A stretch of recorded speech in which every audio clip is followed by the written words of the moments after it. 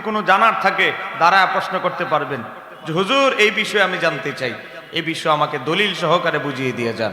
আপনার প্রশ্নের জবাব দিয়ে তারপরে আমরা যাব, কারণ আমাদের দলের মাঝে কোনো দুর্বলতা নাই। আমাদের দলের নাম আহলে সুন্নাত। আহলে সুন্নাত ওয়াল জামাত দলিল ছাড়া কোনো কিছু বলে না, দলিল ছাড়া কোনো কিছু পালন করে না। এই কথা বলেন না কেন? ঠিক কি না? তোমাদের দলিল লাগলে আস, দাওয়াত দিচ্ছি। কথা বলেন না কেন? ঠিক কি না? যাওয়ার পরে চায়ের দোকানে বসে গীবত করিও না। প্রশ্ন করার থাকলে, জিজ্ঞাসা করার থাকলে আসো। কথা বলেন না কেন? ঠিক কি না? কথা হবে দলিলের জোরে। কথা বলেন, কথা হবে কিসের জোরে? দলিলের জোরে। এক ডজনে না বসাইলে 2 ডজন দলিল দিব। যারা ছড়িয়ে ছিটি আছেন আপনাদেরকে বলছি, আপনারা প্রত্যেকে চলে আসেন। আমার যুবক ভাইয়েরা, অযথা বসে বসে মোবাইলে তো টিপবেন, এই ফেসবুক। এই যুবক, তোমার প্রত্যেকটা মিনিটের হিসাব আখিরাতে দিতে হবে হাশরের ময়দানে। ফেসবুক টিপতে টিপতে সারা রাত পার করে ফেলেন, কত রাত চলে যায়। আমার যুবক ভাইয়েরা, মাইকের আওয়াজ যত দূর যাচ্ছে প্রত্যেকে বলছি প্যান্ডেলের ভিতরে চলে আসি। আমি মেহমান, আপনাদের এলাকায় এসেছি চট্টগ্রাম থেকে। মেহমানকে সম্মান করেন। যারা বাইরে আছে তাদেরকে আসার, আমরা যারা বসেছি আমাদেরকে ধৈর্য ধারণ করে বসে ওয়াজ শ্রবণ করার তৌফিক দান করুক। একটু জোরে বলেন আমিন। আলহামদুলিল্লাহ, আলহামদুলিল্লাহ ওয়া কাফা, আসসালাতু ওয়াসসালামু আলা ইবাদিহিল্লাযীনা ইসতাফা, খুসুসান আলা সাইয়্যিদিনা ওয়া হাবিবিনা ওয়া শাফিঈনা মুহাম্মাদানিল মুস্তাফা সাল্লাল্লাহু আলাইহি ওয়াসাল্লাম ওয়া আলা আলিহি ওয়া আসহাবিহি ওয়া উলিস সিদকি ওয়াস সাফা। আম্মা বা'দ, ফাউযু বিল্লাহি মিনাশ শাইতানির রাজীম। বিসমিল্লাহির রহমানির রহিম। ইয়াওমা নাদ'উ কুল্লা উনাসিন বিইমামিহিম, ক্বালা আল্লাহু তাআলা আযজা ওয়া জাল, ইন্নাল্লাহা ওয়া মালাইকাতাহু ইউসাল্লুনা আলান নাবী, ইয়া আইয়ুহাল্লাযীনা আমানু সাল্লু আলাইহি ওয়া সাল্লিমু তাসলিমা। মুহাব্বতে পড়েন আল্লাহুম্মা। মাশাআল্লাহ।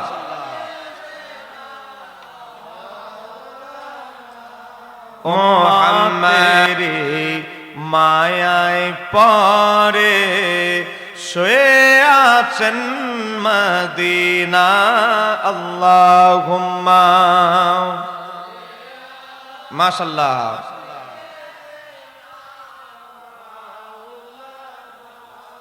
মুহাম্মাদ ওয়ালা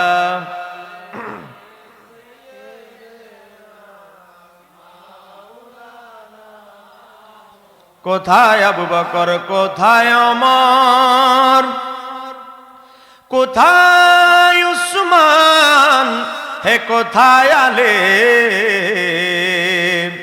তোমাদের বিহনে আজকের ইসলাম মদিনার প্রাণে যায় গো চলি, আল্লাহুম্মা। মাশাআল্লাহ।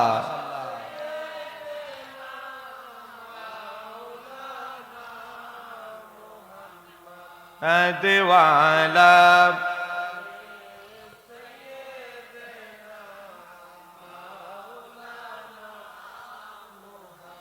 বালাগালুলা বিকামালিহি কাশাফাত আসনাতু জামিউ।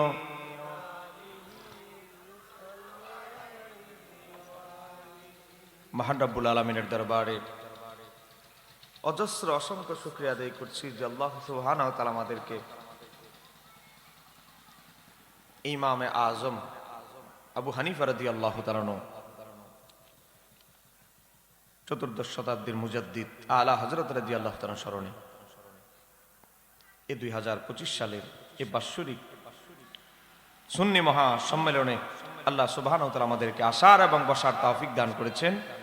এজন্য হৃদয়ের গহীন থেকে আল্লাহর দরবারে শুকরিয়া আদায় জানাই। সবাই বলি আলহামদুলিল্লাহ। আজকের মাহফিলের সম্মানিত সভাপতি আহলে সুন্নাত ওয়াল জামাত গাজীপুরের জেলার সম্মানিত সভাপতি, আহলে সুন্নাত ওয়াল জামাত নতুন কমিটির প্রেসিডিয়াম সদস্য পীর তরিকত আলহাজ হযরত মাওলানা আব্দুল আওয়াল আল কাদরি সাহেব, আর আপনাদেরকে ধৈর্য ধারণ করে শ্রবণ করার তৌফিক দান করে জোরে বলেন আমিন। আজকের মাহফিল ইমামে আজম আবু হানিফা রাহমাতুল্লাহের স্মরণে। এই বাচ্চারা প্যান্ডেলের বাইরে আওয়াজ করতেছে কেন? কোনো আওয়াজ করা যাবে না। আজকের মাহফিল আলা হযরতের স্মরণের মাহফিল। এই দুইজন মনীষী ইসলামের জন্য, দ্বীনের জন্য অক্লান্ত পরিশ্রম করে গিয়েছেন। চিৎকার দিয়ে বলতে হবে ঠিক কিনা? ইসলামের জন্য তারা কাজ করেছেন, কিন্তু কষ্ট লাগে কি জানেন? ইসলামের জন্য যারা কাজ করেছেন এখন তাদেরকে বোঝানো হচ্ছে তারা উম্মতের ধর্মের ক্ষতি করেছে। একটু জোরে কন্যা না নাউযুবিল্লাহ বলেন। ইমাম আবু হানিফা কি ধর্মের ক্ষতি করেছেন না উপকার করেছেন? লক্ষ লক্ষ হাদিস গবেষণা করে রিসার্চ করে আমাদের জন্য কঠিন মাসালাকে সহজ করে দিলেন। আর কিছু এখন নতুন মুসল্লি বের হয়েছে, তারা আজকে বুঝাচ্ছে ইমাম আবু হানিফা, ইমাম মালিক, ইমাম শাফি, ইমাম আহমদ তারা দ্বীনের ক্ষতি করেছে। একটু জোরে কন্যা নাউযুবিল্লাহ। ইমাম আহমদ ইবনে হাম্বল 10 লক্ষ হাদিসের হাফেজ ছিলেন। ইমাম শাফি রাহমাতুল্লাহ আলাইহি 5 লক্ষ হাদিসের হাফেজ ছিলেন। ইমাম আবু হানিফা 4 লক্ষ হাদিসের হাফেজ ছিলেন। ইমাম মালিক 5 লক্ষ হাদিসের হাফেজ ছিলেন। এত লক্ষ লক্ষ হাদিস সংগ্রহ করেছে, বলেন দ্বীনের ক্ষতি করতে না দ্বীনের কল্যাণে কাজ করতে? কিন্তু একদল লোক বলবে না, সাইড না যাবে ইমাম কিসের আবার, এরা তো ক্ষতি করেছে, বিভক্ত করেছে মানুষকে, মুসলমানকে। এখন এরা নতুন মুসল্লি সাজছে। কথা কোন? এই পদ্ধতি ওয়ালা লোক আপনাদের গাজীপুরে ঢুকে গেছে, আছে না নাই? ওয়ালাদ দোয়ালিন বলার পর আমিন। রমজান আইতেছে, সামনে আসতেছে শবে বরাত। শবে বরাত বলতে কিছু নাই। কথা বলেন, বলে কি বলে না? আসতেছে সামনে রমজান, বলে রমজানে তারাবি কত রাকাত? 20 রাকাত। তারা বলে কয় রাকাত? 8 রাকাত। সব নামাজ কমাইতে কমাইতে, এ বাবা, নামাজ কমাইতে কমাইতে বেদাত বলতে বলতে এখন কি শুরু করছে জানেন? কয় টুপি পরা এটাও বেদাত। আপনারা বলেন টুপি পরা কি বেদাত না সুন্নত? আমার ভয়ে বলবেন না, আমারে খুশি করার জন্য বলবেন না, খুশি করতে হবে কাকে? এ বাবা, আমার হাতে দেখতে পাচ্ছেন একটা বই। এই বইটির নাম হচ্ছে রাসূল সাল্লাল্লাহু আলাইহি সাল্লামের সালাত। লেখক আব্দুর রাজ্জাক বিন ইউসুফ। নামটা অনেক সুন্দর, আল্লাহ 99 নামের এক নাম। বইয়ের নাম দিয়েছে রাসূল সাল্লাল্লাহু আলাইহি সাল্লামের সালাত। বইয়ের নামও সুন্দর, নবীর নামে বইয়ের নাম। নিজের নামও সুন্দর লেখকের, আল্লাহর নামের মিলায় নিজের নাম রাখছে। কিন্তু লেখাগুলো যদি সুন্দর হইতো তাহলে আমাদের কলবটা শান্তি পাইতো। কথা কন না কেন? ঠিক কি রে? আমি আগেই বলছি, যারা মাইকের আওয়াজ শুনছেন সঠিক কথাগুলো বলবো, একটু ইমানের আলোচনা শুনে যান। আপনার প্রশ্ন থাকলে করবেন। আমরা ওই বক্তা না, প্রশ্ন করবে, প্রশ্নের উত্তর দিতে না পারে প্যান্ডেলের পর্দা আলগি দিয়ে চলে যাব, ওই বক্তা আমরা না। বাহাস মুনাজারা করে আমাদের প্র্যাকটিক্যালি অভ্যাস আছে। কথা বলে না কেন? ঠিক কি রে? গত মাসের 1 তারিখে এক আহলে হাদিসের সাথে অনলাইনে বাহাস হয়েছে, অনেকে আপনারা দেখেছেন। কথা কন না কেন? ঠিক কি না? আবার আগামী ফেব্রুয়ারির 2 তারিখে শবে বরাত নিয়ে আহলে হাদিসের সাথে বাহাস অনলাইনে হবে, বিশ্ববাসী দেখবে। শবে বরাত হবে 3 তারিখ, বাহাস হবে শবে বরাতের আগের দিন। মানুষ ক্লিয়ার হয়ে যাবে শবে বরাতের দলিল আছে না নাই। একটু জোরে কর না মারহাবা বলেন। আমি সুন্নিয়তের নগণ্য আপনাদের প্রতিনিধি হিসেবে বাহাস করব, আমার জন্য দোয়া করবেন তো ইনশাআল্লাহ। দেখেন, বইয়ের নামও সুন্দর, লেখকের নামও সুন্দর। বেচারা লিখতেছে 140 নম্বর পৃষ্ঠায়।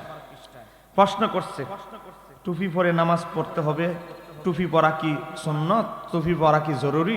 উত্তর দিতেছে রাসূল সাল্লাল্লাহু আলাইহি সাল্লাম টুপি মাথায় দিয়ে সালাত আদায় করতেন, তার কোনো প্রমাণ নেই। কোন নবী পড়ছে, তারই কোনো প্রমাণ নাই। তার মানে নবী পড়ে নাই, নবী করে নাই, এর মানে বেদাত।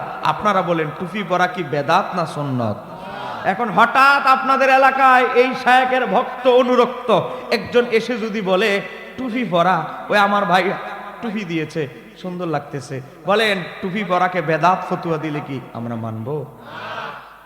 কোথায় আমরা চলে গিয়েছি আজকের ইবাদত সুন্নতকে? এ বাবা, লম্বা প্যান্টকে যেভাবে কাটতে কাটতে শর্ট প্যান্ট বানিয়ে ফেলে, ইবাদতকে এই করতে করতে করতে এখন মহিলাদের কাফনের কাপড়ে পর্যন্ত এরা বদনজর দিয়ে ফেলেছে। বলেন মহিলারা আপনাদের এলাকায় মারা গেলে মহিলাদের কয় কাপড়? বাম দিকের ভাইরা জোরে বলেন মহিলাদের কয় কাপড়? পুরুষের মহিলাদের। এই ওয়াজ কি আমরা নতুন করতেছি না পুরাতন? এরা বলে এটা নাকি বেদাত, আমরা নতুন চালু করছি। পুরান রে বলে নতুন, নতুন রে বলে পুরান। কোন জমানায় ফেতনায় আমরা আছি দেখেন। 296 পৃষ্ঠার ভিতরে লিখতেছে, 296 পৃষ্ঠা শিরোনাম দিয়েছে, 296 পৃষ্ঠার ভিতরে কি?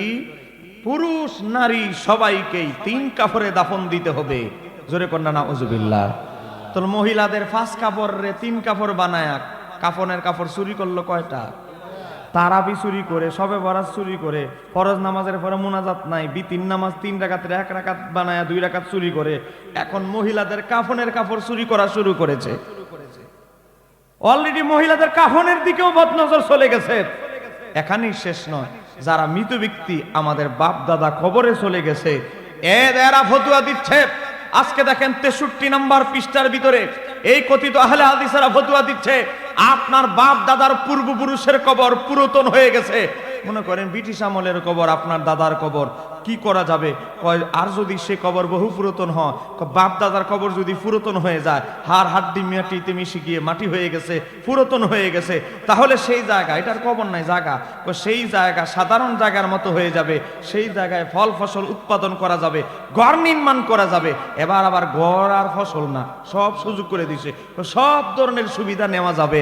এ মুসলমান, আপনার বাপ দাদার কবরের উপরে যারা ট্রাক্টর চালাইতে বলে, আপনার বাপ দাদার কবরের উপরে যারা টয়লেট বানাইতে বলে, আপনার বাপ দাদার পূর্বপুরুষের কবরের উপরে যারা সিনেমা হল বানানোর অনুমতি দেয়, তারা কোশ্চিন কালেও ইমানদার মুসলমানদের পক্ষের লোক হতে পারে? এ বলেন এই ফতোয়া কি মুসলমানের না ইসরায়েলের? ইহুদি ছাড়া এই ফতোয়া দিবে না যে মুসলমানের কবরের উপরে ট্রাক্টর চালাও। ইহুদি ছাড়া কেউ এই ফতোয়া দিবে না মুসলমানদের কবরের উপরে। আপনি যদি বাড়ি ঘর নির্মাণ করেন, এমন বিল্ডিং পাওয়া যাবে না, এমন ইঞ্জিনিয়ার পাওয়া যাবে না একটা বিল্ডিং করছে আর বিল্ডিং এর ভিতরে টয়লেট নাই। আপনার বাপ দাদার কবরের উপরে যারা টয়লেট বানানোর ফতোয়া দেয়, আমরা কি তাদের সাথে একমত হতে পারি? আর একটু জোরে বলেন একমত হতে পারি? আর এদের মতো লোকেরাই আজকে ইমাম আবু হানিফার বিরুদ্ধে আদা জল খেয়ে লাগছে। কথা কন না কেন, ঠিক কিনা? আমরা সুন্নিরা ইশকে রাসূল নবীর মুহাব্বতের আলোচনা করি, কথা বলে না কেন, ঠিক কিনা? এটা করলে এদের অ্যালার্জি খাইজানে শুরু হয়। কার কিসের মুহাব্বত? হ্যাঁ, মুহাব্বত দিয়ে কি তুমি জান্নাতে যাবে? এই ফতোয়া বহু বক্তা বলে, কথা বলে না কেন, ঠিক কিনা? আশিক রাসূল আমাদেরকে টিটকারি করে। আরে নবীর প্রেমের নজরানা, প্রেমের দাম কতটুকু তুমি তো বুঝতে পারো নাই। বুখারী বুখারী করো, কিন্তু বুখারী বুঝার মতো বুখারী বুঝতে পারছো না, কথা বলে না কেন, ঠিক কিনা? আমাদের দেশে এখন কিছু রোহিঙ্গা আছে, বুঝেন না? পার্শ্ববর্তী রাষ্ট্র থেকে শেখ হাসিনার আমলে রোহিঙ্গা আসছে। প্রথম যখন রোহিঙ্গা আসে, ৭১ টিভির এক সাংবাদিক বলে এক মহিলাকে, আপনার বাচ্চা কাচ্চা কয়জন? মাশাআল্লাহ, আলহামদুলিল্লাহ, আমার বাচ্চা কাচ্চা ছেলে মেয়ে মিলায় 21 জন। মারহাবা। আচ্ছা, এই 21 জনের ভিতরে কি কোনো সিজার হয়েছে? মাশাআল্লাহ, আলহামদুলিল্লাহ, একটাও সিজার লাগে নাই। আর আমাদের বাংলাদেশে 100-র ভিতরে 85% হলো সিজার, আরো বেশি, কথা বলে না কেন, ঠিক কিনা? হসপিটালে নিয়েছেন, ডাক্তাররে বলছেন একটু দেখি নরমাল হয় কিনা। ডাক্তারে আর রোগীর কাছে আসবে না, নার্স আর রোগীর কাছে আসবে না, যখন শুনছে যে নরমাল ডেলিভারির চেষ্টা, কথা কন না কেন, ঠিক কিনা? আমার বাবারা ভাইরা, অনেক মানুষ আমাদের আজ থেকে 15-20 বছর আগে এমন অনেক মানুষ পরিবার ছিল, ইনকাম করত, একজন 100 টাকা প্রতিদিন ইনকাম করত। পরিবারের লোক সংখ্যা হলো 15 জন 12 জন। নবীর যুগে এক ইহুদি পরিবারটা ছিল অনেক বড়, অনেক লম্বা বড় পরিবার। প্রত্যেক বাচ্চাদেরকে 3 বেলা খাবার তো দূরের কথা, মাঝে মাঝে 1 বেলা খাবারও দিতে পারতো না।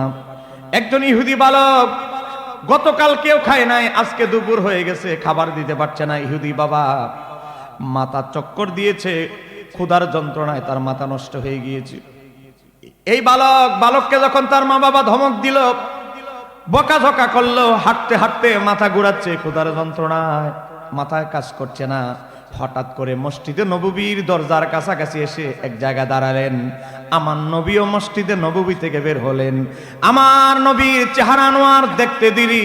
ইহুদি বালক বলে, এমন মহান ব্যক্তির চেহারা আনোয়ার আমি দেখতে দেরি, আমার বুকের আমার পেটের ক্ষুধার যন্ত্রণা, আমার সিনার ভিতরে যে কষ্ট, আল্লাহর হাবিবের চেহারা আনোয়ার দেখতে দেরি, আমার মনের কষ্ট আর পেটের ক্ষুধা কোথায় যেন হারিয়ে গেল। ইহুদি বালক বলে, ঘটনা কি রে? আমার ক্ষুধা কোথায় গেল? আমার মনের কষ্ট, আমার মা বাবা যে এত বকাঝকা করলো, কোথায় কষ্ট হারিয়ে গেল?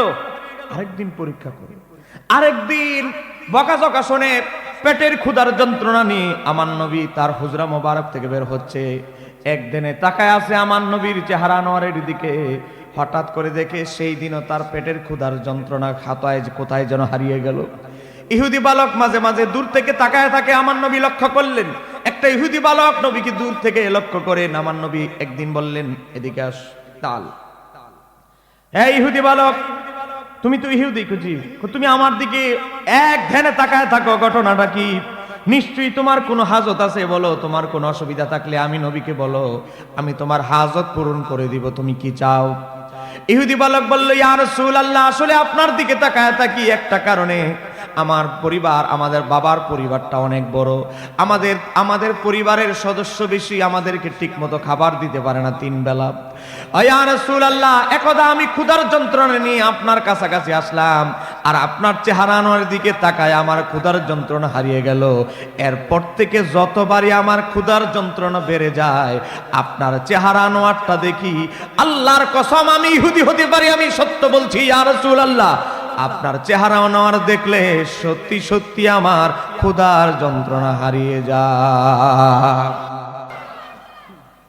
আল্লাহর হাবিব তার কাঁধে আঘাত করে হাত রেখে বললেন, ঠিক আছে, তোমার কিছু চাওয়ার আছে আমাকে কাছে বলো, তুমি কি চাও? তোমার কি কিছু খাবার কিনে দেব? কিছু চাও তুমি? ইহুদি বালক বললেন, ইয়া রাসূলুল্লাহ, আমি ইহুদি, আপনি বিশ্বাস করবেন কিনা আমি জানি না, আমি একটা সত্যি কথা বলছি। আপনি যেহেতু আমাকে সুবর্ণ সুযোগ দিয়েছেন, সুযোগ কাজে লাগানোর জন্য বলছি, ইয়া রাসূলুল্লাহ, আমি ইহুদি হতে পারি।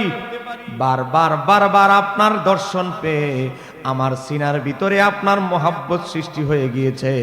আপনি যদি অনুমতি দেন, আপনার সাহাবী আনাস যেভাবে আপনার মাঝে মাঝে খেদমত করে, আমিও মাঝে মাঝে আপনার খেদমতে কাটাতে চাই। ইয়া রাসূলুল্লাহ, আমি ইহুদি, কিন্তু আমার হৃদয়ে আপনার ভালোবাসা আছে। আপনি যদি অনুমতি দেন, আমি মাঝে মাঝে আপনার বাজার করে দিব, একটু খেদমত করব, একটু সুযোগ দেন না। আল্লাহর হাবিব তার সিনার দিকে তাকিয়ে দেখলেন, সত্যি ইহুদি বালকের সিনার ভিতরে নবী রাহমাতাল লিল আলামিনের মহব্বত আছে। আমার নবী বললেন, আচ্ছা যা, আর কিছু চাস নাই, আমার গোলামি খেদমতই করতে চেয়েছিস, ঠিক আছে। আল্লাহর হাবিবের বাজার এনে দিতেন, বিভিন্ন খেদমত করতেন। হঠাৎ করে ইহুদি বালক মুমূর্ষ অবস্থায় বিছানায় পড়ে গেছে, অসুস্থ। আল্লাহর হাবিবের কাছে খবর আসলো, আল্লাহর হাবিব রাহমাতাল লিল আলামিন ইহুদি বালক মুমূর্ষ অবস্থায় বিছানায়, কঠিন অসুস্থ। এই কথা শুনে আমার নবী ইহুদি বালকের হায়াতের বাজেটের দিকে তাকালেন। আমার নবী ওই বালকের বাজেটের হায়াতের দিকে তাকা আমার নবী দেখে ইহুদি বালকের হায়াত আছে মাত্র আর অল্প কিছু সময়, অল্প কিছুক্ষণের মাঝে আজরাইল তার রূহটা নিয়ে যাবে। আমার নবী ইহুদি বালক, যার হৃদয় ভর্তি আমার নবীর মহব্বত, আমার নবীর ইচ্ছা হলো যে ইহুদি বালক আমি নবীরে ভালোবাসে, সে জাহান্নামে যাক, এটা আমি নবী চাই না। আমি নবী চাই আমার আশিকরা আমার সাথেই জান্নাতে থাকো। আমার নবী ইহুদি বালকের বাড়ির দিকে রওনা দিলেন। অপরদিকে আজরাইল আলাইহিস সালাম ইহুদি বালকের বাড়ির দিকে রওনা দিলেন। আজরাইল তার ডিউটি পালন করার জন্য, ইহুদি বালকের রূহ কবজ করার জন্য রওনা দিয়েছে, আর আমার নবী তারে জান্নাতে পৌঁছানোর জন্য রওনা দিয়েছে। আমার বাবারা, ভাইরা, দুইজনই আজরাইল এবং আমার নবী দুইজনই ইহুদি বালকের বাড়িতে ঢুকে গেলেন। আজরাইল আমার নবীর আগে তা ইহুদি বালকের ঘরে ঢুকে গেলেন, আমার নবী পিছনে ঢুকলেন। আজরাইল আলাইহিস সালাম ইহুদি বালকের সামনে দাঁড়িয়ে গেলেন রূহ কবজ করার জন্য। আজরাইল যখন রূহ কবজ করতে যাবেন, এমত অবস্থায় আমার নবীও ইহুদি বালকের সামনাসামনি কাছাকাছি এসে গেল। আজরাইল দুই নৌকায় পা দেওয়ার মতো অবস্থা, সিচুয়েশনে পড়ে গেল। আজরাইল চিন্তা করতে লাগলো, এই মুহূর্তে যদি রূহ কবজ করা মাওলার নির্দেশ, এখন আল্লাহর হাবিব একজন অসুস্থ ব্যক্তিকে দেখতে এসেছে, আল্লাহর নবী এমন একজন ব্যক্তিকে দেখতে এসেছে যে আল্লাহর হাবিবের ভালোবাসে। এই মুহূর্তে যদি আমি রুগী দেখার আগে, নবী রুগীর সাথে কথা বলার আগে, রুগী দেখার আগেই আমি যদি নিয়ে যাই, আমার নবী যদি কষ্ট পায়, আমার নবী কষ্ট পাইলে কষ্ট পাবেন মাওলা, আর আমার মাওলা যদি কষ্ট পায়, আমি আজরাইলের চাকরি থাকবে কিনা সন্দেহ আছে। অতএব আজরাইল আলাইহিস সালাম দুই দিকে চিন্তা করে স্থির হলেন, আমার নবী রুগী দেখা শেষ না হওয়া পর্যন্ত আমি আজরাইল অপেক্ষা করব। আজরাইল আলাইহিস সালাম ইহুদি বালকের ঘরের কর্নারে অপেক্ষা আছেন, তাজিমের সাথে দাঁড়ায় আছেন। সহিহ বুখারী থেকে বলছি, 1356 নম্বর হাদিস, জাল হাদিস নয়। আল্লাহর হাবিব সাল্লাল্লাহু আলাইহি সাল্লাম ফাকাদা ইনদা রাসিহি, আমার নবী তার মাথার পাশে বসে তার মাথায় হাত বোলাতে লাগলেন। আমার নবী বললেন, আমার নবী ফাকালা লাহু, আমার নবী ইহুদি বালককে বললেন, ও ইহুদি বালক, ও আমার খাদেম, তোমার সিনাবর্তী আমি নবীর মোহাব্বত, এতে কোনো সন্দেহ নাই। ও বালক, আমি নবী চাই তুমি জান্নাতুল ফিরদাউসে আমি নবীর কাছাকাছি থাকো। জান্নাত আর তোমার মাঝখানে একটা দেয়াল আছে, আমি নবী চাই সেই দেয়ালটাকে তুমি লাথি মেরে ভেঙে ফেলে তুমি জান্নাতুল ফিরদাউসে ঢুকে যাও। তুমি আমার হাতে হাত রেখে বায়াত হয়ে যাও। ইহুদি বালক কি করলেন? ফানাজারা ইলা আবিহি, সে তার বাবার দিকে তাকালো। বাবা যেহেতু বেঁচে আছে, বাবা কি ইশারা দেয়? বাবা চিন্তা করতে লাগলো, আমি ইহুদি, কিন্তু উনি সর্বশেষ নবী। ওনার একটা ভবিষ্যৎবাণীকে আমাদের ইহুদি আলেমরাও মিথ্যা প্রমাণ করতে পারে নাই। উনি যেহেতু বলেছে আমার ছেলের আজকেই জীবনের শেষ দিন, অতএব আমার ছেলের আর হায়াত নাই, আমার ছেলের জীবনের শেষ প্রান্ত উপনীত হয়েছে। আমার ছেলে উনাকে ভালোবাসে, উনিও আমার ছেলের ভালোবাসে। দুইজন রে মোহাব্বত করে, দুইজন মোহাব্বতের মানুষের মাঝখানে বাধা হয়ে দাঁড়ায় লাভ নাই। ইহুদি বালকের বাবা মাথা ঝুঁকিয়ে বললেন, তুমি যেহেতু উনারে ভালোবাসো পুত্র, উনিও তোমারে ভালোবাসে। দুইজনকে যেহেতু ভালোবাসো, দুইজনের সাথে মিলে একত্রিত হয়ে যা। ইহুদি বালক আমার নবীর নুরানি হাত মোবারক চেপে ধরলেন, আমার নবীর হাত মোবারকে হাত রেখে মুসলমান হয়ে গেলেন। আমার বাবার ভাইয়েরা, আল্লাহর হাবিব দুইখানা হাত মোবারক উত্তোলন করে বললেন, আলহামদুলিল্লাহিল্লাযী আনকাদাহু মিনান নার। ও মাওলা, তোমার দরবারে শুকরিয়া আদায় করছি, আমার একজন আশিক যার বুক ভরা সিনা ভরা আমি নবীর মোহাব্বত আছে, এমন একজন ব্যক্তিকে তুমি জাহান্নাম থেকে মুক্ত করে আমি নবীর উসিলায় জান্নাতি বানিয়ে দিয়েছো। একটু জোরে বলা যাবে কি আল্লাহু আকবার? আমি কিন্তু কিচ্ছা বলছি না, সহিহ বুখারী শরীফ থেকে বলেছি, 1356 নম্বর হাদিস। হ্যাঁ মুসলমান, এখানেই শেষ নয়। আমার নবী ইমাম ইবনে হাজার আসকালানী ফাতহুল বারীর ভিতরে হাদিসের ব্যাখ্যা ইমাম ইবনে হাজার আসকালানী লিখেন, হযরতে আল্লাহর হাবিব সাল্লাল্লাহু আলাইহি সাল্লাম আঙ্গুল মোবারক দ্বারা ইশারা করলেন। ইশারা করার পর ইহুদি বালক সঙ্গে সঙ্গে মৃত্যুবরণ করলো। নবীর দুইজন সাহাবী পিছনে বলে, ইয়া রাসূলুল্লাহ, আপনি কি যেন আঙ্গুল মোবারক দিয়ে ইশারা করলেন, আর আপনার আঙ্গুলের ইশারা হতে দেরি এই যুবক মৃত্যুবরণ করতে দেরি নাই, ঘটনাটা কি? আমার নবী বললেন, ও আমার সাহাবীরা, আমি নবী এমন কিছু দেখি যা তোমরা দেখো না। আমি দেখতে পাচ্ছি এই বালককে রূহ কবজ করার জন্য আজরাইল অপেক্ষায় আছে আমার সিগন্যালের। আমি নবী যখন আঙ্গুল মোবারক দ্বারা সিগন্যাল দিলাম, আজরাইল রূহটা হরণ করে সঙ্গে সঙ্গে ঘর থেকে উধাও হয়ে গেল। হ্যাঁ আমার আশিক রাসূল ভাইরা, আপনাদের কাছে জানতে চাই, যেই নবীর আঙ্গুল মোবারকের ইশারায় আজরাইল পরিচালিত হয়, সেই নবী কি আমার আপনার মতো মানুষ? আর একটু জোরে বলতে হবে, আমার আপনার মতো মানুষ? এ মুসলমান, তোমার হুজুর বড় শায়েখ, নিজের বড় শায়েখ দাবি করে, নবীর নিজের মতো দাবি করে, আমার আপনার মতো মানুষ বলে দাবি করে, ওই হুজুরকে বলবেন আমার নবীর আঙ্গুল মোবারকের ইশারায় আজরাইল নড়ে সরে, আমার নবীর আঙ্গুল মোবারকের ইশারায় চাঁদ দুই টুকরা হয়ে যায়, আর তুমি মোল্লা একটা মশার ইশারা করো, দেখি তোমার কথা মশা শুনিনি, একটা মাছির ইশারা করো, দেখি তোমার কথা মাছি শুনিনি। এই মোল্লার কথা একটা মশা মাছিও লড়ে না। কথা বলেন না কেন, ঠিক কিনা? কিন্তু দাবি করে সে নবীর মতো। কথা কন না কেন, ঠিক কিনা? রাগ করতেছেন আমার কথা? আমার কথাগুলো হক কথা, একটু তিতা, কিন্তু আমি আমার বাকি ভাই হুজুরকে বলেছি, হুজুর আমি তো আকীদাগত কথা বলি, স্ট্রেট ফর কোরআন সুন্নাহ থেকে কথা বলি, কিন্তু বলে হুজুর আপনি হক কথা বলবেন, বাকিটা আমরা আছি। একটু জোরে কন্যা মারহাবা বলেন। আপনারা কি আমার সাথে আছেন তো ইনশাআল্লাহ? আমি বাকি আলোচনা যাইতে পারবো তো সামনে ইনশাআল্লাহ? আমার বাবারা ভাইরা গভীর মনোযোগ। ঈমান আকীদা মজবুত রাখতে হবে। আপনাকে যত ধোঁকা দেখ, শয়তানও কিন্তু কুযুক্তি দিয়ে আদম হাওয়াকে ও বাবা প্রদ্ভষ্ট করতে চেয়েছিল। কথা কন না কেন, ঠিক কিনা? হাওয়া শয়তানে বিবি হাওয়ারে বুঝাইতেছে, তোমরা তো স্বামী স্ত্রী খুব সুখে শান্তিতে আছো, কিন্তু তোমাদের জন্য আমার একটা আফসোস হয়। কিসের আফসোস? চিরেই তোমাদেরকে এই জান্নাত থেকে, আরামের জায়গা থেকে কষ্টের জায়গায় দুনিয়াতে পাঠাই দিবে আল্লাহ। কথা বলে এই আরামের জায়গায় কেমনে থাকা যায়? মহিলা মানুষ তো একটু আরামের পাগল। কথা বলে না কেন, ঠিক কিনা? এয়ার কুলার কিনে দিচ্ছেন, হয় না, এসি লাগাও। এসি একটু নরমাল পড়ছে, দামি এসি লাগবে। কথা কন না কেন, ঠিক কিনা? কাপড় কাচতে দামি সাবান কিনে দিচ্ছেন, হচ্ছে না, এখন লাগবে মেশিন। কথা কন না কেন, ঠিক কিনা? আসছে শীতকাল, তো ঠান্ডা পানিতে আমি উজু করতে পারবো না, তুমি সেট আপ করো। ওই কি সুইচ টিপ দিলে যেন গরম পানি, সুইচ টিপ দিলে যেন ঠান্ডা পানি বের হয়। কথা বলে বিবি হাওয়া বলে, আজ এত সুন্দর জান্নাত, আরে আমি দুনিয়াতে যাব।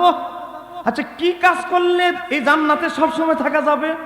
ওই গাছের কাছে যাইতে হবে, ওই গাছ থেকে ফল ভক্ষণ করতে হবে, তাহলে আজীবন জান্নাতে থাকতে পারবে।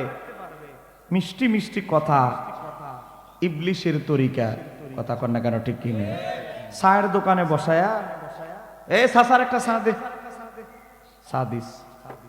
এ চাচা, এ চাচার একটা বনরুটি দে, চাচার একটা বিস্কিট দে। চাচা আপনারা যে বাড়াবাড়ি করেন, নবীর কি বাচ্চা কাচ্চা হয় নাই? হ্যাঁ, নবীরও তো ছেলে ছিল, মেয়ে ছিল, তো আমারও তো বাচ্চা কাচ্চা আছে। আপনার 5টা আঙ্গুল, আপনার 2টা হাত, নবীর কি 3টা হাত ছিল? কেন 2টা হাতই ছিল। আচ্ছা তুমি বলো তো, নবী কি সংসার জীবন করে নাই? আর করছে তো। কোন নবীর কি 2টা পা ছিল না? ছিল তো। কোন নবীর কান নাক কি 3টা ছিল? কোন একটা। কান কি 2-3টা ছিল? 2টা। সবই তো আমাদের মতো। তাহলে কেন নবীরা আমাদের মতো বলতে? চাচা আপনার সমস্যা। এরকম চায়ের দোকানে বসে বসে ও বাবা শয়তানের কুযুক্তি মাথার কাছে, ও বাবা কানের মাঝে ঢেলে দেওয়ার জন্য একদল লোক আছে না নাই?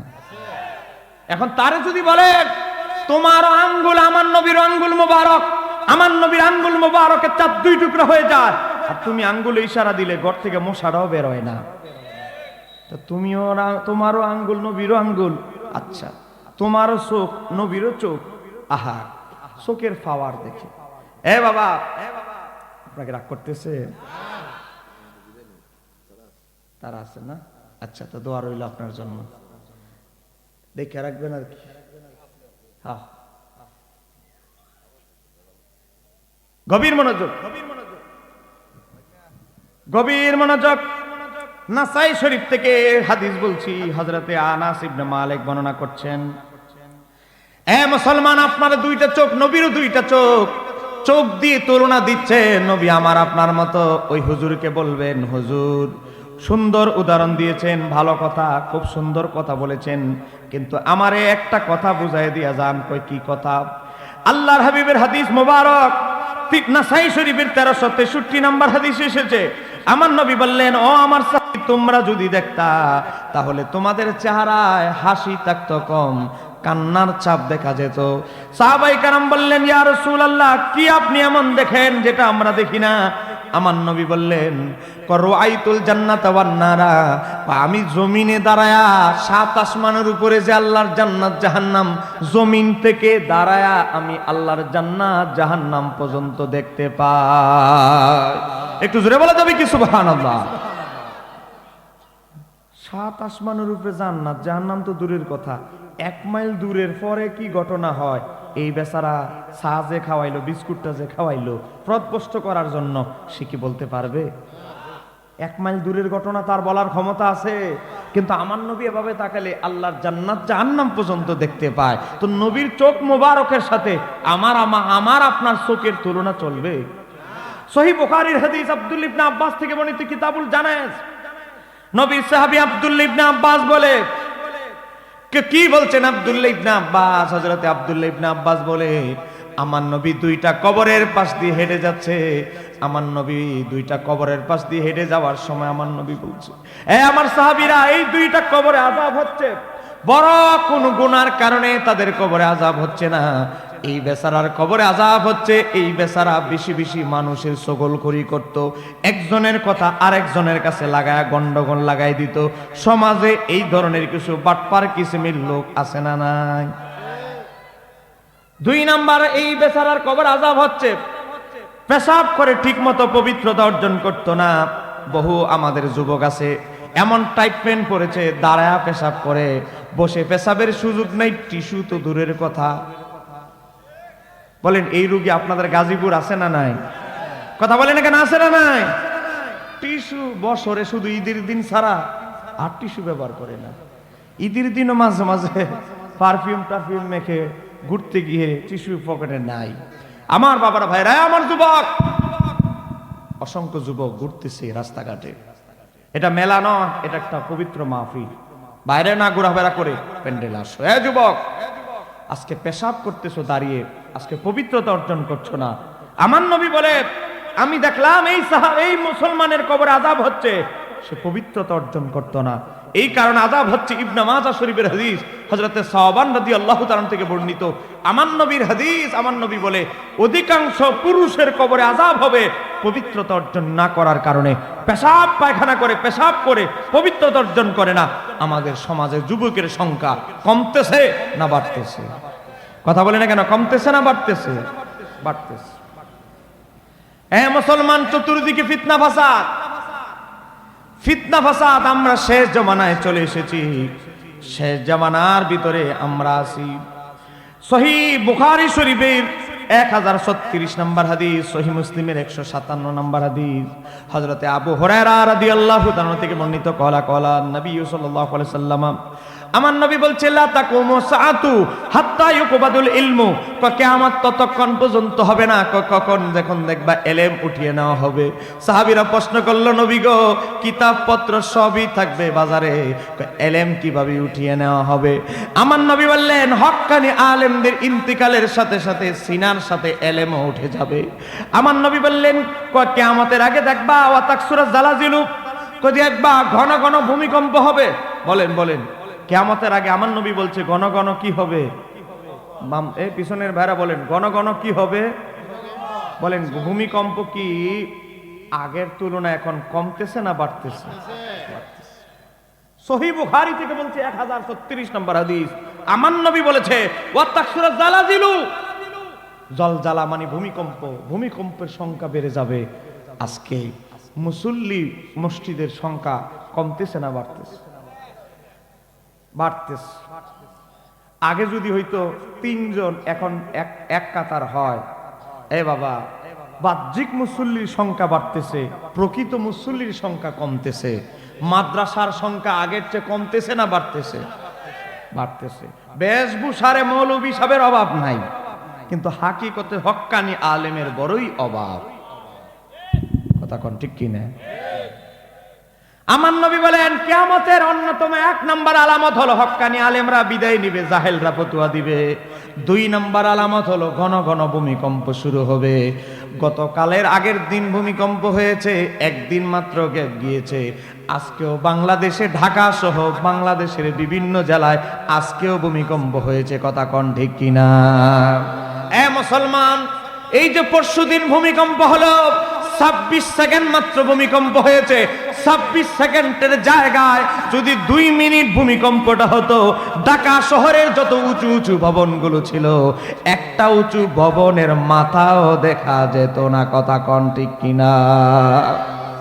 যুবক, আজকে তুমি ঘুরতেছ, তোমার এই বাড়িঘর, তোমার এই জমিন আমার আল্লাহ চাইলে দাবায়া দিতে পারে। কথা কোন না কেন ঠিক কিনা? আজকে নিজের 10টা বিল্ডিং আছে বলে গর্ববোধ করছো। ব্যবসায়িক, ধনী ব্যক্তি, তোমার 10 বিল্ডিং নিয়ে তুমি বড়াই করছো। আল্লাহ ইশারা দিয়ে, এক ভূমিকম্প দিয়ে তোমার 10টা বিল্ডিং জমিনে নামাই দিতে পারে।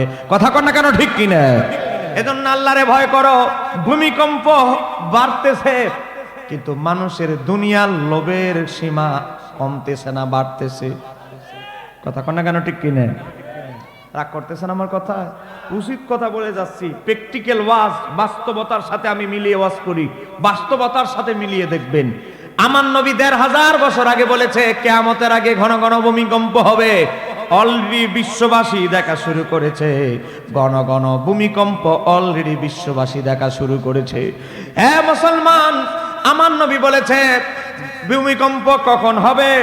ভূমিকম্প হওয়ার ব্যাপারে আমার নবী বলেছে সমাজে যখন পিতামাতা সন্তান পিতামাতার অবাধ্য হবে, বউয়ের কথায় পুরুষ উঠবে আর বসবে, সমাজের সর্দার পাপী ব্যক্তিরা যখন সমাজের সর্দার হবে, জানাবে বিচার সুদ যখন বেড়ে যাবে, বাদ্যযন্ত্র যখন মানুষের সামনে সমাজে বেড়ে যাবে। তিরমিজি শরীফের 2211 নম্বর হাদিস, আমার নবী বলেন তখন পৃথিবীতে আমার আল্লাহ দুর্যোগ প্রভৃতি অবস্থা বানানোর জন্য ঘন ঘন ভূমিকম্প দিবে। এই ধরনের পাপের সংখ্যা সমাজে ভরে গেছে। কথা বলেন না কেন, ঠিক কি না? বউ যদি কয় শহরে টাকা ডাকা, ফোন দিছে মায়, আম্মায় তো কিছু টাকা চাইছে, দিয়ে দাও ৫০০০। ৫০০০ দিয়ে কি ওষুধ কিনবো না বাজার করবে? উনি কি জানে না আমাদের কারেন্ট বিলে তো এত এত এত খরচ আছে, বাচ্চার লালন পালনের খরচ আছে, দাও মোবাইলটা দাও। টাকা হল অর্জন করে কামাই করে ছেলে পুত্রবধূ টাকা পাঠায়, ছেলে হয়ে গেছে বউয়ের গোলাম। বলেন বাস্তব না অবাস্তব? এসি এসি এসিতে এসিতে আরাম, ফ্যানে কুলায় না, ফ্যানে ফুসায় না, গরমকাল তো চলে গেছে, ফ্যানে ফুসায় না, এসি লাগাইছে, এসির কারণে কারেন্ট বিল আইছে মাসে ৫৫০০। কিন্তু কারেন্ট বিলের টাকাটা মাকে বাবাকে দিলে শরীরে জ্বলে। কতক্ষণ আছে না নাই? ছেলে আরামে এসি এসিতে ঘুমায়, আর মা মেম্বারের কাছে যায়, মেম্বার সাহেব বিধবা ভাতাটা আমার একটু দেওয়া যায় না? মেম্বার সাহেব আমার ঘরে তো ছিদ্র, জানেনই তো আমার ছেলে তো টাকা দেয় না, ফুতির বউর ফাল্লায় পরে আমার ছেলে আমাকে খবর নেয় না। মেম্বার সাহেব একটা এক বান টিন ব্যবস্থা করা যায় না? বৃষ্টিতে থাকতে পারি না, ছিদ্রতে পানি পড়ে, একটা প্লেট এদিকে দিয়েছে, একটা বাসন এদিকে দিয়েছে, কারণ যে পানি পড়তেছে, বিছানায় আরামে ঘুমাইতে পারে না, বিছানাতে বরাবর পানি পড়ে, প্লেট দিয়ে রাখছে, বাটি দিয়ে রাখছে। এরকম অসংখ্য পরিবার গ্রামগঞ্জে হাওরে বিভিন্ন জায়গায় আছে না নাই? আজকে কেন দুর্যোগ হচ্ছে, কেন ভূমিকম্প ঘন ঘন হচ্ছে? এগুলো সব আমাদের পাপের কামাই। চিৎকার দিয়ে বলতে হবে ঠিক কিনা? আমরা আজকের মাহফিল থেকে, এই আব্বাসিয়া দরবার শরীফের মাহফিল থেকে আমরা বলি আল্লাহ আমাদেরকে এই বিভিন্ন ব্যক্তিদের আযাবের, তাদের পাপের কারণে যে আযাব আমাদের উপর নেমে আসছে, এই গজব আযাব থেকে আমাদের সোনার বাংলাদেশ সহ সমস্ত মুসলমানদেরকে হেফাজত করুন। একটু জোরে বলেন, আর একটু আস্তে বলেন। আমার নবী বলে কিয়ামতের আগে এমন একটা অবস্থা হবে, ওই আতাকারব জামানু, সময় সংকুচিত হয়ে যাবে। 1 মাস, 1 সপ্তাহ, 1 মাস হয়ে যাবে সপ্তাহের মতো, 1 সপ্তাহ হয়ে যাবে দিনের মতো, বরকত থাকবে না। এ আমার বাবারা, এখানে অনেক দাড়ি পাকা অনেক বাবারা আছেন, ওনাদেরকে জিজ্ঞাসা করো যুবক, সকালবেলা ফজরের নামাজের পরে কাজে বেরিয়ে যেত, সকালবেলা কাজে বেরিয়ে যেত, সকাল 10টার ভিতরে বড় অংশ একটা কাজ করে ফেলতো। আর এই যুগে সকাল 10টা না 11টা বাজে সকাল হয়, চায়ের কাপটা হাতে নেয়। কথা বলেন না কেন, ঠিক কি না? সকাল 10টায় যেখানে আমাদের বাচ্চা ছাড়া লম্বা একটা কাজ করে ফেলতো, লাঙ্গল নিয়ে চলে যেত, কাজ হয়ে যেত, নামাজও পড়তো, কাজও হয়ে যেত।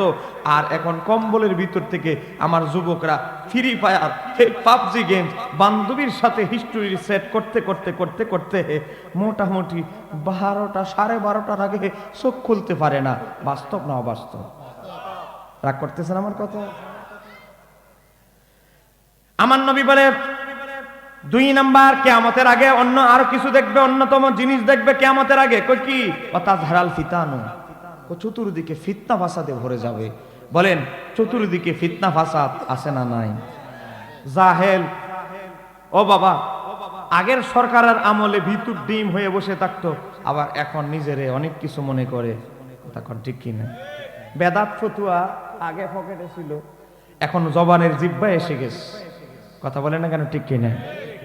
চতুর্দিকে ব্যাংক দখল, বিভিন্ন কিছু দখলের অপচেষ্টায় ব্যস্ত। কিভাবে দেশটাকে গিলে খেয়ে আবার টাকা কিভাবে বিদেশ পাচার করা যায়, বিভিন্ন ব্যাংক বিশ্ববিদ্যালয়গুলো দখল করা যায়, আর ওলি আল্লাহর মাজারে হামলা করা যায়। এই বলেন একদল লোক আছে না নাই? আবার ফতুয়া দেয়, মিথ্যা ফতুয়া। কয় কি? সহিহ মুসলিমের হাদিস। সহিহ মুসলিমে কি আছে? আপনাদেরকে দেখাচ্ছি, আমি প্র্যাকটিক্যাল ওয়াজ করছি। বর্তমান সহিহ মুসলিমের হাদিস 969 নম্বর হাদিস। কয় কি আছে 969 নম্বর হাদিসে? আমার নবী বললেন একবার আলীকে, আলী, কয় কি আর রাসূলুল্লাহ, কয় এই যে উঁচু কবরগুলো দেখতেছো সবগুলো কবর ভেঙে সমান করে দাও। এখন আমার ওয়াহাবি ভাইরা দলিল ফেলেছে। এই দেখো সহিহ মুসলিমের 969 নম্বর হাদিস, আমার নবী বলছে মদিনার যত উঁচু কবর আছে সব সমান করে দিতে। তার মানে উঁচু মাজার থাকবে না, উঁচু সব মাজার ভেঙে দিতে হবে। এটাই আমার নবীর জিহাদি চেতনা। একটু জোরে কন্যা নাউজুবিল্লাহ। হাদিসের প্রেক্ষাপট কোন কবর, কাদের কবর, হিস্টোরি না বলে আজকে আমার আপনাকে আমাকে ধোঁকা দেওয়ার প্রচেষ্টা চলছে। কথা বলেন ঠিক কিনা? আজ থেকে 20-25 বছর আগে এমন একটা সময় ছিল, গ্রাম অঞ্চলে ভালো কোনো ডাক্তার পাওয়া যেত না, থানাতেও ভালো ডাক্তার পাওয়া যেত না। একদল হাতুড়ি ডাক্তার একজনের সাথে 3 মাস ছিল, 3 মাস থেকে ডাক্তারি শুরু করে দিয়েছে। এরকম ডাক্তার আমাদের গ্রামগঞ্জে 15-20 বছর 25 বছর 20 বছর আগে ছিল কি ছিল না? বর্তমানে এদের নাম দিছে হাতুড়ে ডাক্তার, কিন্তু ওই ডাক্তার ছাড়া কোনো উপায় ছিল না। কথা কনা কেন ঠিক কি? এখন বই পড়ে পড়ে মাঝে মাঝে ওষুধ খুঁজে না পাইলে রোগে বই খুলতো, বই খুলে ওষুধ দিত। এক বেচারা তার মারে নিয়ে গেছে ওষুধ দিতেছে। ডাক্তার বলে আপনার মায়ের যে অসুবিধা তা থেকে এই চিকিৎসা শাস্ত্রের বইয়ের 271 পৃষ্ঠা থেকে বুঝলাম আপনার মাকে এত বড় একটা সিরিজ দিয়ে এতটুকু ওষুধ পোস্ট করতে হবে। বেচারা বলে কি বলেন ডাক্তার সাহেব, গরুর ইঞ্জেকশন, ওটের ইঞ্জেকশন, মহিষের ইঞ্জেকশন যদি আমার মারে দেন আমার মা তো মারা যাবে। না, ইহাই ডাক্তারি কিতাবে লিপিবদ্ধ আছে। এক ইন্টারে ভরে এক ছেলা, শিক্ষিত ছেলে, সেও আসছে ওষুধ নিতে। সে বলে ডাক্তার সাহেব আপনি এটা কি বলেন? হ্যাঁ, এই ইঞ্জেকশন দিলে তো মানুষ মারা যাবে, দেখি আপনার বইটা। বই খুলছে, ডাক্তার তো ওই হাতুড়ে ডাক্তারে 271 পৃষ্ঠা পড়ছে, বেচারা গেছে 272 পৃষ্ঠা। 272 পৃষ্ঠা দেখতেছে সব কিছুই ঠিক আছে, 272 পৃষ্ঠার ভিতরে লিখতেছে যদি এই ওষুধ পোস্ট করবে সবই ঠিক আছে, যদি রোগী গরু মহিষ হয়। বলেন যদি রোগী কি হয়? গরু হয়। কথা বলেন না কেন? যদি রোগী কি হয়?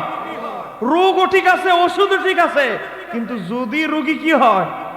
গরুর রোগ, গরুর চিকিৎসা এখন মানুষের উপরে চালাই দিতে চাচ্ছে। কারণ বেচারা পড়ছে এক পাতা, পরের পাতা ভালো করে পড়তে পারে নাই, চিকিৎসা পদ্ধতিটা ভালো করে শিখতে পারে নাই। তা আমাদের কিছু হুজুররা এখন আগের পাতা পড়ে, ভালো করে পুরাপুরি কিতাব পড়ে না। কথা কন না কেন ঠিক কিনা? ওয়াজ করতেছে, নবী শব্দের অর্থ হচ্ছে সাংবাদিক, নবী অর্থে হচ্ছে সংবাদদাতা, সে অর্থে আমার নবীও সাংবাদিক ছিলেন। কত বড় সাংঘাতিক মুফাসসির। কথা কন না কেন ঠিক কিনা? দেখলাম 400 মোটরসাইকেল দিয়া কুষ্টিয়াতে ঘোরাফেরা করতেছে, সে একটা গাড়িতে উঠছে, মাথাটা বের করে, মানুষ তারে দেখে সারা দেখ আর না দেখ, এটাকেই তো জুলুস বলে। আমরা তো এভাবেই পতাকা একটা নিয়ে, পতাকা কিছু নিয়ে, ব্যানার নিয়ে জুলুস করি নবীর আগমনের। কথা কন ঠিক কিনা? আর তুমি রাজনীতিক জুলুস করো 400 মোটরসাইকেল নিয়ে, এটা দাঁত। আর নবীর আগমনের জুলুস করলে এটা বেদাত। আছে না নাই? কথা বলেন এখন, আছে না নাই? আর দাওয়াত দিলে দিবেন, গাজীপুর আসলে আসবো, না আসলে নাই, হক কথা বলে যাবো। কথা বলেন কেন ঠিক কিনা? ও এই জুলুস শোডাউন র্যালি ঠিক আছে, এই র্যালিতে কোনো বেদাত ফতুয়া নাই, কিন্তু নবীর আগমনের র্যালিতে যত বেদাত ফতুয়া আছে পকেট থেকে বের করা শুরু করে। কথা কন না কেন ঠিক কিনা? অবস্থাটা হয়েছে কি দেখেন, এই তাদের বাটপারিগুলো আপনাদের সামনে প্রকাশিত করছি কেন? সতর্কতা অবলম্বনের জন্য। আজ থেকে 550 বছর আগের কিতাব, সে কিতাবের নাম হচ্ছে আল মাওয়াহিবুল লাদুনিয়া। দেখতে পাচ্ছেন এই কিতাবটা? আপনারা এই কিতাবটা ঠিকঠাক মতো চোখে দেখতে পাচ্ছেন তো? দেখেন, এই কিতাবটা আজ থেকে 550 বছর আগে লেখা। এটা 4 নম্বর খণ্ডের প্রথম খণ্ড। এটা লিখেছেন ইমাম কাস্তালানি। ইমাম কাস্তালানি লেখে আল মাওয়াহিবুল দুনিয়ার ভিতরে নবী কারে বলে? তারা মানুষে বুঝাচ্ছে নবী মানে সংবাদদাতা। আরে বাবা, সংবাদ তো দুনিয়ায় কত সংবাদই আছে। মানুষ মারা গেলে আপনাদের এলাকায় বলা হয় একটি শোক সংবাদ, বলা হয় কি হয় না? মানে যে সংবাদটা দেয় হ্যাঁ কি নবী বলা যাবে? হ্যাঁ, ও তো একটা সংবাদ দিল। সংবাদদাতাই যদি নবী হয়, নাউজুবিল্লাহি মিন জালিক, কোটি কোটি ভণ্ড নবী হয়ে যাবে। কথা বলে না কারণ ঠিক কি রে? সংবাদটা কি সেটা তোমার বলতে হবে। ওই এক পাতা পড়ছে আদা ডাক্তারের মতো, হাতুড়ি ডাক্তারের পরের পাতা পড়ে নাই। অভিধান ভালো করে পড়তে হবে। এটা অভিধান, এটা একটা শাস্ত্রীয় পরিভাষা। ইমাম কাস্তালানি নবী শব্দের সংজ্ঞা বলছে, নবী মানি মাখুজাতুন মিনান নাবা। নবী শব্দটা নাবা থেকে নির্গত। ওহুয়াল খাবারু, এর অর্থ হচ্ছে সংবাদ। এর দূরে পড়ছে ওই হাতুড়ে ডাক্তারের মতো। এর পরের লাইনটার পরে এরা কিসের সংবাদ? ইমাম কাস্তালানি বলে ও আয় আয়, এর ব্যাখ্যা হচ্ছে সংবাদ মানে কিসের সংবাদ? আন্নাল্লাহ, নিশ্চয় আল্লাহ তাআলা, আতলাহু আলা গায়বিহি, আল্লাহ নবীদের কাছে অদৃশ্যের সংবাদ, আতলাহু প্রকাশ করে, ইজহার করে, নবীদেরকে গায়েবের সংবাদ আল্লাহ অবগত করে। ওয়া আলামহু আন্নাহু নবিয়্যুহু, আর নবীরা সে অদৃশ্য সম্পর্কে জ্ঞাত হয়, মানুষরে সেই গায়েবের সংবাদ জানায়। তার মানে নবী মানি হচ্ছে যিনি গায়েবের সংবাদদাতা, অদৃশ্যের সংবাদদাতা। একটু জোরে কন্যা মারহাবা। সাংবাদিক কি গায়েবের সংবাদ দেয় না নিজের তৈরি করা সংবাদ? নিজের রোডে গাড়ে বাজারে একটা মার্ডার হইছে, নিজের মতো করে বানাইয়া যতটুকু সংগ্রহ করতে পারছে গুছগাছ করে এটা চ্যানেলে জমা দে, পাবলিশড হয়। সাংবাদিকের নিজের বানানো সংবাদ আর আল্লাহ প্রদত্ত গায়েবের অদৃশ্যের সংবাদের সাথে যারা তুলনা দেয়, এ বলেন এই তুলনাটা কি সঠিক? কথা বলেন, এই তুলনাটা কি সঠিক হতে পারে? কিসের অদৃশ্যের সংবাদ আর কিসের সাংবাদিকের সংবাদ? এগুলো আমরা বলবো, যাওয়ার পরে বলবে চট্টগ্রাম থেকে কোন বক্তা দাওয়াত দিছে, শুধু গীবত করে গেল। নবীর শান মান নিয়ে তুমি সাংবাদিকের সাথে তুলনা দিবা, নবীর পক্ষে কথা বলবা আর বলবা গীবত। এই গীবত আমরা বেশি করতে চাই। কথা কোন কেন ঠিক কি রে? গভীর মনোযোগ, এখানেই শেষ নয়। আল মাওয়াহিবুল দুনিয়া প্রথম খণ্ড 67 পৃষ্ঠা থেকে বললাম। এখন আরেকটা কিতাব বলছি, আজ থেকে 950 বছর আগের লেখা কিতাব। হযরত ইমাম কাজী আয়াজ আল মালিকি রাহমাতুল্লাহ আলাইহি বর্ণনা করছেন। আয় বাবা, তিনি বলছেন নবী শব্দটা মাখুজাতুন মিনান নাবা, নাবা থেকে নির্গত। হুয়াল খাবারু, এর অর্থ সংবাদ। কিসের সংবাদ? ওয়াল মানা, এর মর্মান্ত হচ্ছে আন্নাল্লাহ তাআলা আতলাহু আলা গায়বিহি ওয়া আলামহু আন্নাহু নাবিয়্যুহু ফায়াকুনু নাবিয়্যুন। নবীদের কাছে আল্লাহর অদৃশ্য সংবাদ আসে, আর নবীরা আল্লাহর গায়বী সংবাদ তাদের জাতিরে জানায়। এই কারণে নবীদেরকে নবী বলা হয়। একটু জোরে বলা যাবে কি মারহাবা? এরকম 29টা অভিধান আমি চ্যালেঞ্জ দিয়েছিলাম। ওই কুষ্টিয়ার বক্তার কোন অনুসারী যদি গোটা বাংলাদেশে সে যদি না বসে, তার পক্ষে যদি তার কোনো দালাল কোনো মৌলবী বসে, আমি অনলাইনে বসতে চেয়েছিলাম, চ্যালেঞ্জ দিয়েছিলাম। আমার আইডিতে ঢুকে দেখবেন, আমি চ্যালেঞ্জ দিয়েছিলাম গোটা বাংলাদেশ থেকে এমন কোন আলেম যদি থাকো, আসব, আমি বাস করব, আমি প্রমাণ করব নবীকে, নবী শব্দের অর্থ সাংবাদিক বলে, নবীকে সাংবাদিকের সাথে তুলনা করার কারণে তার ঈমান চলে গেছে। ঠিক কারিতে বলতে হবে, ঠিক কিনা? আজকে কি হচ্ছে? নিজেদের বেলায় শিরিক, নিজেদের বেলায় জায়েজ, আমাদের সুন্নিদের বেলায় শিরিক। কথা কোন ঠিক কিনা? কয় কি কদম বসি করা শিরিক? কথা কন না কেন? বলে কি বলে না? কদম বসি বলে করা বলে শিরিক। তো আজকে দেখলাম, আমি আপনাদের মাহফিল আসতেছি গাজীপুরে, দেখতেছি বর্তমান সরমনাই পীর সাহেব রেজাউল করিম সাহেব, তাকে একজনে কদম বসি করতেছে, দোয়া নিতেছে, পায়ে সালাম করতেছে, পায়ে কদম বসি করতেছে। ও বাবা, এটা একটা বড় নেতায় করছে। হ্যাঁ, বুঝেন না? নেতায় করলে এটা শিরিক না। সাধারণ ছাত্র, সাধারণ মানুষ ভক্ত অনুরক্ত করলে শিরিক। এটা কেমন ফতুয়া ভাই? এটা কেমন ফতুয়া? ফতুয়া তো সব সময় আলেমদের হবে একরকম। কথা কন না কেন, ঠিক কিনা? আমি আপনাদেরকে একটা ঘটনা বলছি, সময় স্বল্পতার কারণে সংক্ষিপ্ত করে বলছি, কারণ আমার পরেও আমার বাজান মাওলানা আবু সুফিয়ান আল কাদরি সাহেব আসবেন, আপনাদেরকে বলছি আমার নবীর সাথে ইহুদি নাসারাদের অনেক বাহাস হয়েছে। কথা বলেন ঠিক কিনা? বলেন আমার নবীর সাথে বাহাস হয়েছে, হয়েছে কি হয় নাই? হয়েছে। একটা বাহাসে আমার নবীকে পরাজিত কোন ইহুদি আলেম করতে পারছে? কোন ইহুদি মৌলবী আমার নবীর সামনে দাঁড়ায় থাকতে পারছে? কারণ আমার নবীর সামনে দাঁড়ালেই যত গোপন আছে গোপন জাহের হয়ে যায়। তিনি হচ্ছে আমার নবী। জোরে বলেন না কেন ঠিক কিনা? বাবা, ইমাম কাজী আয়াজ শিফা শরীফের ভিতরে উল্লেখ করছে আমার নবী একটা সফরে বের হলেন। সফরে বের হওয়ার পর ক্লান্ত হয়ে গেলেন, একটু বিশ্রাম বিরতি দিলেন। বিরতি দেওয়ার সময় আমার নবী পানি পান করছে, কিছু খাবার খাচ্ছে। একজন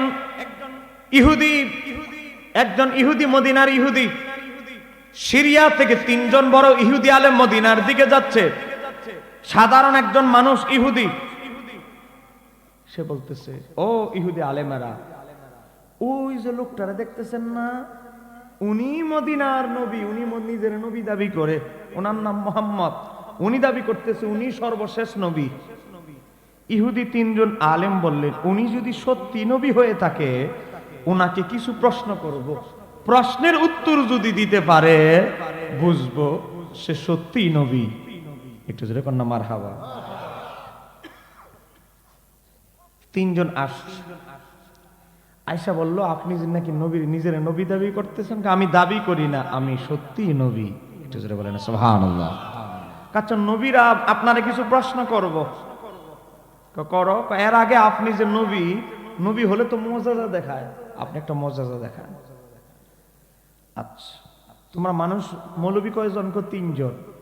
আমার নবী বললেন, তোমাদের 3 জনের একজনকে বলো, ওই যে দেখা যায় শেষ প্রান্তে একটা বিশাল বড় গাছ দেখা যায়, এই গাছের কাছে গিয়ে যাবে। গাছের কাছে গিয়ে বলবে কুল, গাছের কাছে গিয়ে বলবে লিতিলকা সাজারাতি, গাছের কাছে গিয়ে বলবে লিতিলকা সাজারাতি, গাছকে গিয়ে বলবে রাসূলুল্লাহ সাল্লাল্লাহু আলাইহি ওয়াসাল্লাম কি, ও গাছ, ওই যে ব্যক্তি দেখা যায় তিনি রাসূল, তিনি তোমারে ডাকতেছে। গাছকে এই কথা বলে চলে আসবে, আর তোমার কোনো ডিউটি নাই।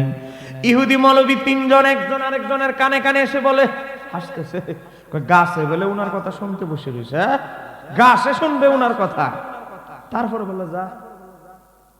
এক মৌলবী গেল গাছের কাছে, গাছের কাছে গিয়ে বললেন, এ গাছ, তুমি কি আর শুনবা আমার কথা? তারপরে বলতেছি যেহেতু আমার ডিউটি দিস। হে গাছ, ওই যে ব্যক্তিরা দেখা যায় তিনি নিজের নবী দাবি করছে, ও গাছ, তিনি তোমারে ডাকতেছে, তিনি নাকি আল্লাহ রাসূল। এই কথা বলে ইহুদি হাসি দিয়ে হাসতে হাসতে একটা দৌড় দিল। ইহুদি আলেম আওয়াজ পাইল, ও বাবা, তুফানে যেভাবে, ও বাবা, গাছের গোড়াগুলো ছিন্ন ভিন্ন হয়ে আওয়াজ হয়ে তুফানে যেভাবে গাছগুলো উড়িয়ে নিয়ে যায়, গাছটা এমন ভাবে একটা মোচড় দিল, আওয়াজ হলো। আওয়াজ হওয়ার পরে ইহুদি মৌলবী নবীর কাছে যাওয়ার আগে তুফানের গতিতে গাছটা আমার নবীর সামনে এসে দাঁড়িয়ে গেল।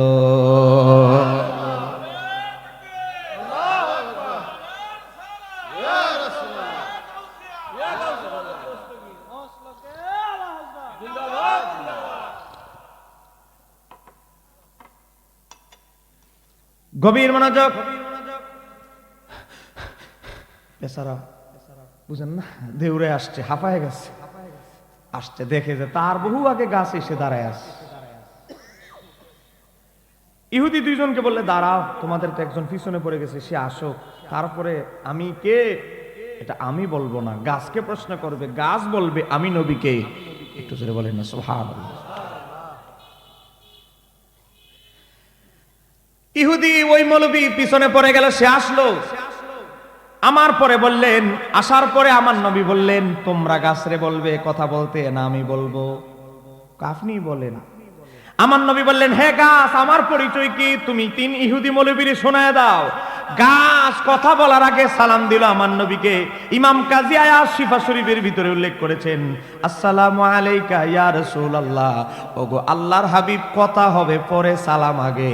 আপনি আমার, আমি অধমের সালাম আপনি গ্রহণ করে। গাছ বলে দিল, এই ইহুদি মৌলবী, আমরা গাছ জাতি, আমরা গাছ, আল্লাহর মাখলুক, আমরাও জানি তিনি আল্লাহর হাবিব। অতএব কশ্চিনকালেও তোমরা সন্দেহ পোষণ করিও না। ইহুদি 3 মৌলবী আমার নবীর এই মুজিজা দেখে গাছেও কথা বলছে, গাছেও কথা বলতে পারে। এই মুজিজা দেখে 3 মৌলবীর এক মৌলবী বলতে লাগলেন, আমরা বুঝতে পেরেছি আপনি সত্যি আল্লাহর রাসূল, আপনি যদি অনুমতি দেন আমরা 3 মৌলবী ইহুদি আপনাকে একটা সেজদা দিতে চাই, আপনি অনুমতি দেন।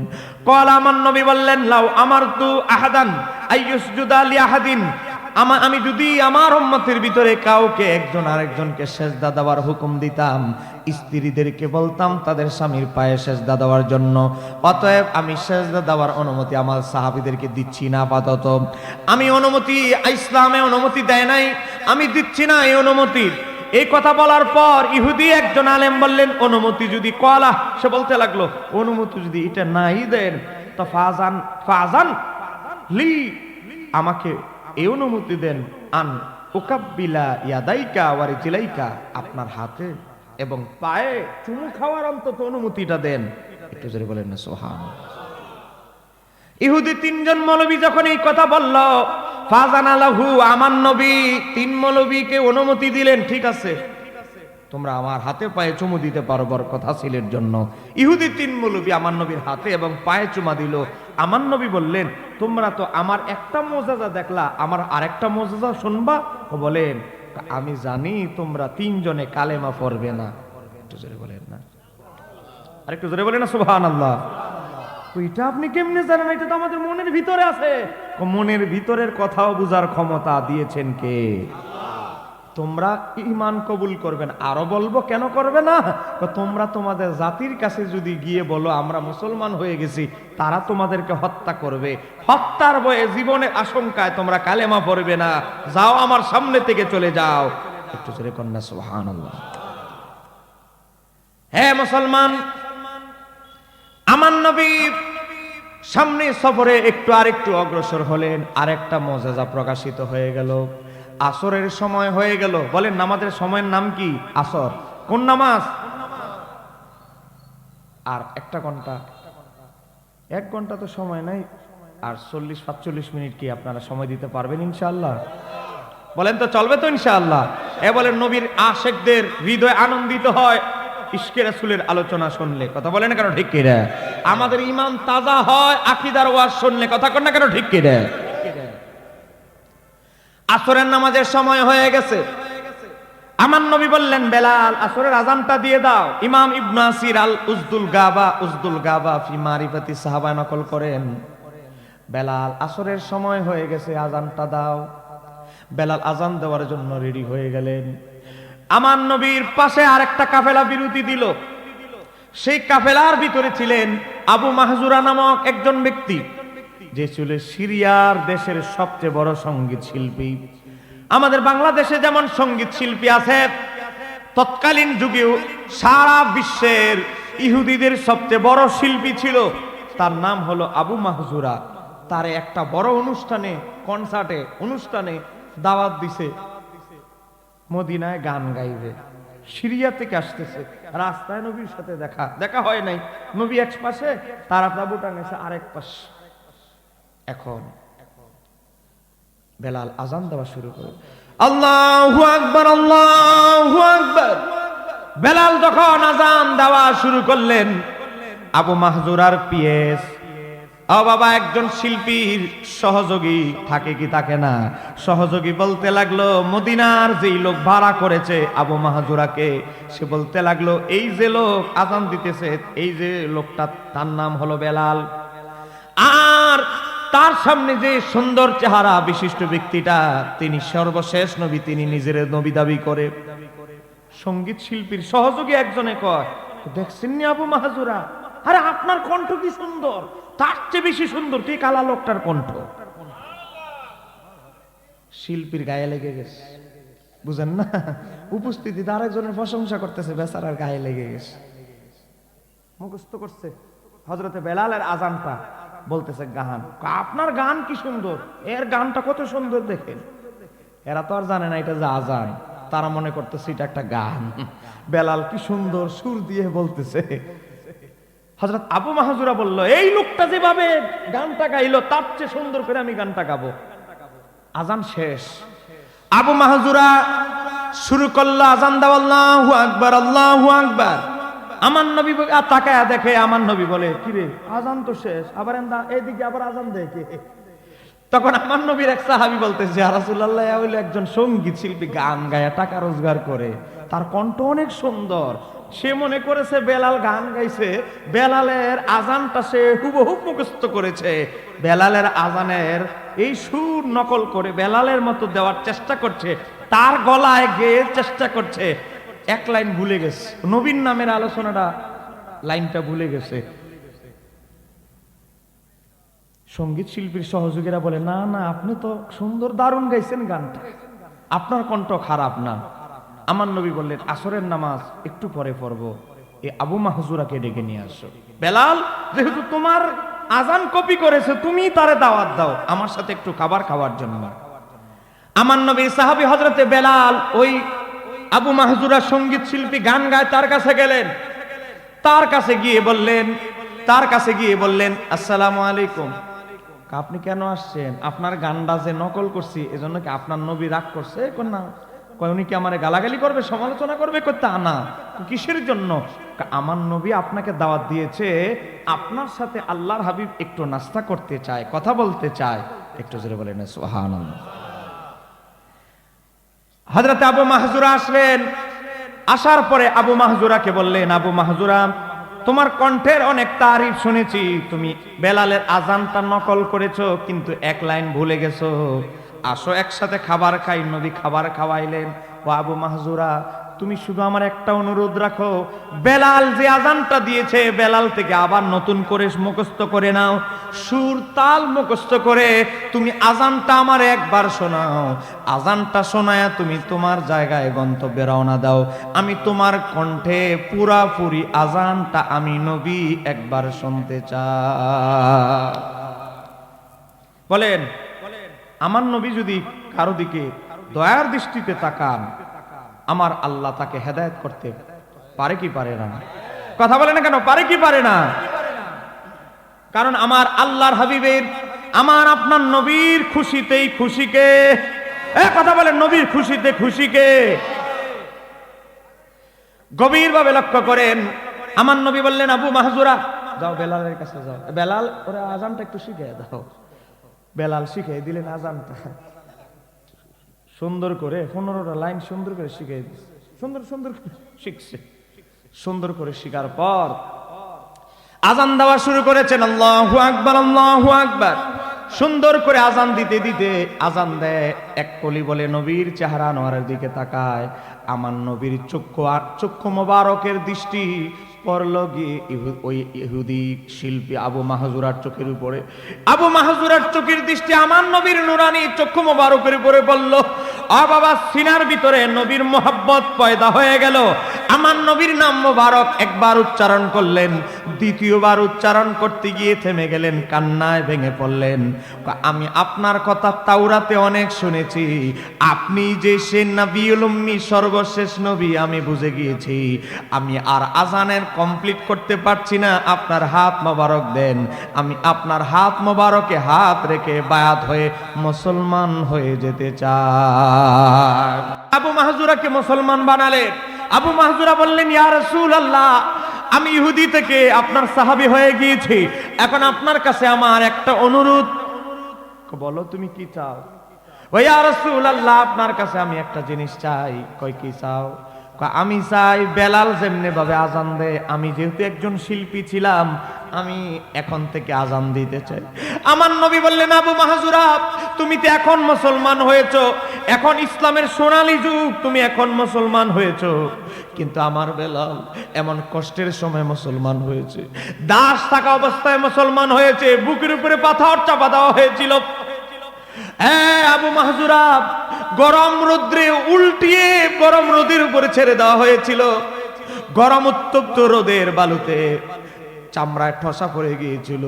তারপর আমি বেলালের হৃদয় থেকে আমি নবীর মহব্বত ছিনাই নিতে পারে নাই। আমি বেলালের মুয়াজ্জিনগিরি চাকরি ট্রান্সফার করে তোমারে আমি দিতে পারবো না, আমার বেলাল কষ্ট পাবে। এ আবু মাহজুরা, তোমার জন্য একটা সুসংবাদ আছে। কই কি ইয়া রাসূলুল্লাহ? অচিরেই আমরা মক্কা বিজয় করব। মক্কা যখন বিজয় করব তুমি মক্কার মুয়াজ্জিন হয়ে যাবে, আর বেলাল মদিনার মুয়াজ্জিন থাকবে। বলেন মক্কা বিজয় হবে, আমার নবী জানে কি জানে না? এ কথা বলে না কেন, জানে কি জানে না? মক্কা যখন বিজয় হলো, আবু মাহজুর এসে দাঁড়িয়ে গেল। ইয়া রাসূলুল্লাহ, নবী গো, আপনি বলেছেন মক্কা যখন বিজয় হবে মক্কার প্রধান মুয়াজ্জিন আমি হব। ও নবী, আপনি আমারে চাকরিতে জয়েন করায় দেন। আমি খানায় কাবার মুয়াজ্জিন হিসেবে মুয়াজ্জিন হয়ে সম্মানিত হতে চাই। একটু জোরে বলে যাবি কি সুবহানাল্লাহ? ইসলামের জন্য অসংখ্য সাহাবায়ে কেরাম জীবন কুরবান করেছে, নবীর মহব্বতে জীবন কুরবান করেছে। বাবা, দুনিয়ার কোন লোভের মাধ্যমে নবীর মহব্বত ডিলিট করে না, এই কথা কোন ঠিক কিনা? এখন যদি আমার আপনারে মামলার হুমকি দেয়, ওই শেষ, ইশকে রাসূলের কথা শেষ। মামলা ধামলা হুমকি এগুলোর কারণে সুন্নিয়ত থেকে সরে যাওয়ার কোন সুযোগ আছে? আরেকটু জোরে বলতে হবে, কথা বলেন, কোন সুযোগ আছে? হযরত বেলালের মতো ব্যক্তিদের থেকে আমাদের শিক্ষা নিতে হবে, তাদের থেকে আমাদের শিক্ষা নিতে হবে। একজন সাহাবীর কথা মনে পড়ে গেল, আমি তার কথা বলছি। একজন সাহাবীর কথা আমি বলবো একটু মহাব্বতে পড়ি। আল্লাহুম্মা সাল্লি, ফালাই দেন, তাড়াতাড়ি দেন। মাওলানা মুহাম্মদ ওয়া আলা আলি সাইয়্যিদিনা। দলদল গোড়া কেন্দে বলে আমার কোন দোষ নাই, ইমাম হোসেন শহীদ হইল কারবালাতে পানি নাই। আল্লাহুম্মা সাল্লি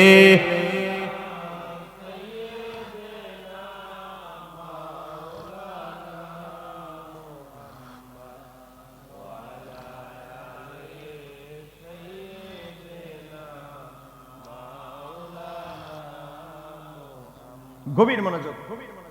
আমি কিছু আকীদাগত কিছু তাত্ত্বিক আলোচনা সংক্ষেপে যাব। এর আগে ঘটনাটা মনে পড়ে গেছে জন্য বলছি। ঘটনাটি বলছি, ইমাম ইবনে হাজার আসকালানী লিখিত কিতাব আল ইসাবা ফি তামিজিস সাহাবা। জোরে জোরে কথা বলতেছো কেন? কথা বলা যাবে না বাবা, কথা বলা যাবে না। নবী মক্কা থেকে মদিনায় চলে গেলেন। 98% সাহাবী মক্কা থেকে মদিনায় চলে গেলেন। এমত অবস্থায় নবীর একজন সাহাবী, নাম হচ্ছে আব্দুল্লাহ। বলেন নাম কি? আব্দুল্লাহ। ইসলাম কবুল করেছেন। ছোট কালে বাবা মারা গেছে। বাবা মারা যাওয়ার পর দুধের শিশু থাকা অবস্থায় বাবা মারা গেছে। এমত অবস্থায় মা দুধ পান করা একটু সামান্য বড় করে মা আরেক জায়গায় সংসার পেতেছে, বা চাচার কাছে দিয়ে চলে গেছে। চাচা কি করেছে? ভাইয়ের সব সম্পদ দখল করে পাতিজারে লালন পালন করেছে, ওকে দিয়ে কাজ কাম করাতো। ইসলামের আলোয় যখন মানুষ আলোকিত হওয়া শুরু করলো, আব্দুল্লাহ মুসলমান হয়ে, আগে নাম ছিল আব্দুস শামস, ইসলামের আলোয় আলোকিত হয়ে আমার নবী বললেন, এখন থেকে তুমি সূর্যের বান্দা নও, আল্লাহর বান্দা, তোমার নাম আব্দুল্লাহ। একটু জোরে বলেন সুবহানাল্লাহ। ইয়া রাসূলুল্লাহ, আমার চাচা আবু জাহেলের ডাইন হাত, আমার চাচা যদি জানতে পারে আমি মুসলমান হয়েছি, ইয়া রাসূলুল্লাহ, আমার বাপ দাদার কোনো সম্পদও দিবে না, আমার মেরে ফেলবে। ঠিক আছে, তুমি নিজেকে রক্ষা করো। আমার নবী মক্কা থেকে মদিনায় হিজরত করে চলে গেলেন। তারপরের ঘটনা বলছি। আবু জাহেল তারে ডাকলেন, চাচারে ডাকলেন, তোমার ভাতিজা জানো মুহাম্মাদের অনুসারী হয়ে গেছে? কারণ না না, আমার ভাতিজা কোন সময় মুহাম্মাদের অনুসারী হলো? না, হয়ে গেছে, এই যে দেখো দুইজন সাক্ষী। চাচাতো ফায়ার, চাচাতো আবু জাহেলের ডাইন হাত, চাচাতো ফায়ার বাতিজারে ডাকলেন, হে বাতিজা এদিকে আয়, আব্দুল শামস এদিকে আয়। কি তুই নাকি মুহাম্মাদের অনুসারী হয়ে গেছিস, মুসলমান হয়ে গেছিস? কে বললো আপনার এই কথা? হ্যাঁ, এগুলো কে বলে আপনাকে? হ্যাঁ, মিথ্যা বলবি না, এই সাক্ষী, এই সাক্ষীরা আসো। সাক্ষী নিয়ে এসেছি, তুই তাদের প্রতিবেশী অমুক মুসলমানের ঘরে কোরআন তেলাওয়াত করেছিস। হযরতে আব্দুল্লাহ বললেন, ও চাচা, আমার নাম আব্দুল শামস নয়, আমার নাম আব্দুল্লাহ। তার মানে কি আমি মুসলমান হয়ে গেছি? আমার গোটা হৃদয়ে জোরে একজন ব্যক্তি আছেন, তিনি হলেন আল্লাহর হাবিব। চাচা তো রেগে ফায়ার, মূর্তি পূজারি। চাচা তো ফায়ার, তোকে দুইটা সুযোগ দিব।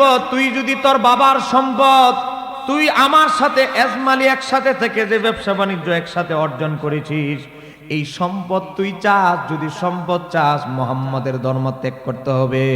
যদি সম্পদ মুহাম্মাদের ধর্ম ত্যাগ করস তাহলে আগের মতো সব থাকবে। আর যদি মুহাম্মাদের অনুসারী হয়ে যাস, কোনো কিছুই সম্পদ পাবি না।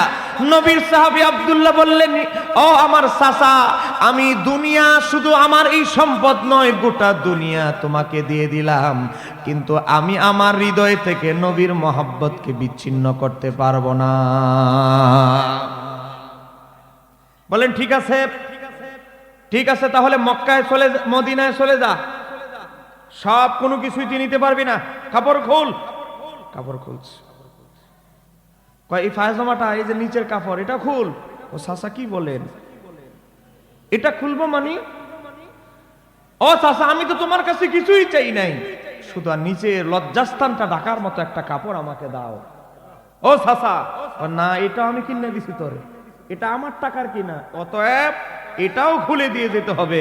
একটু জোরে বলেন না নাউজুবিল্লাহ। ভাইজান দুইজন দিয়ে স্লোগান।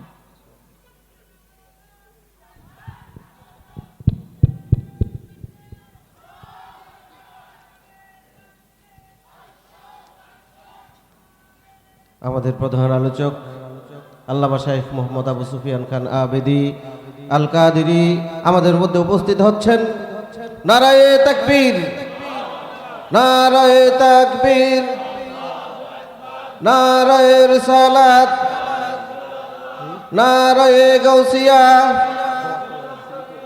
আহলে সুন্নাত ওয়াল জামাত, আব্বাসিয়া দরবার শরীফ, সুহাদিয়ার পক্ষ থেকে, বর্মীবাসীর পক্ষ থেকে, গাজীপুরের পক্ষ থেকে সম্মানিত উপস্থিতি, আমাদের প্রধান আলোচক, আমাদের সকলের মুরব্বী, আহলে সুন্নাত ওয়াল জামাতের কো চেয়ারম্যান, আন্তর্জাতিক খ্যাতি সম্পন্ন ওয়াইস, দেশ বিদেশ সফল ইসলাম প্রচারক, খলিফা দরবারে গৌসুল আজম বাগদাদ শরীফ, উনি আমাদের মধ্যে উপস্থিত হচ্ছেন। অত্র দরবারের পক্ষ থেকে এবং মাহফিলের পক্ষ থেকে আমরা ওনাকে স্বাগত জানাচ্ছি। মারহাবা, মারহাবা। একটু জোরে বলি না মারহাবা। যারা গেটের বাইরে ছড়িয়ে ছিটিয়ে ছিন্ন বিচ্ছিন্ন হয়ে বিক্ষিপ্তভাবে আসি, একটু বস। আজকে আপনার মাহফিল আসছেন, 5টা মিনিট বসেন না, এটা তো হক হয় নাই। আপনার তো মেলা না, এটা তো মেলা দেওয়া হয় না, এটা তো মাহফিল।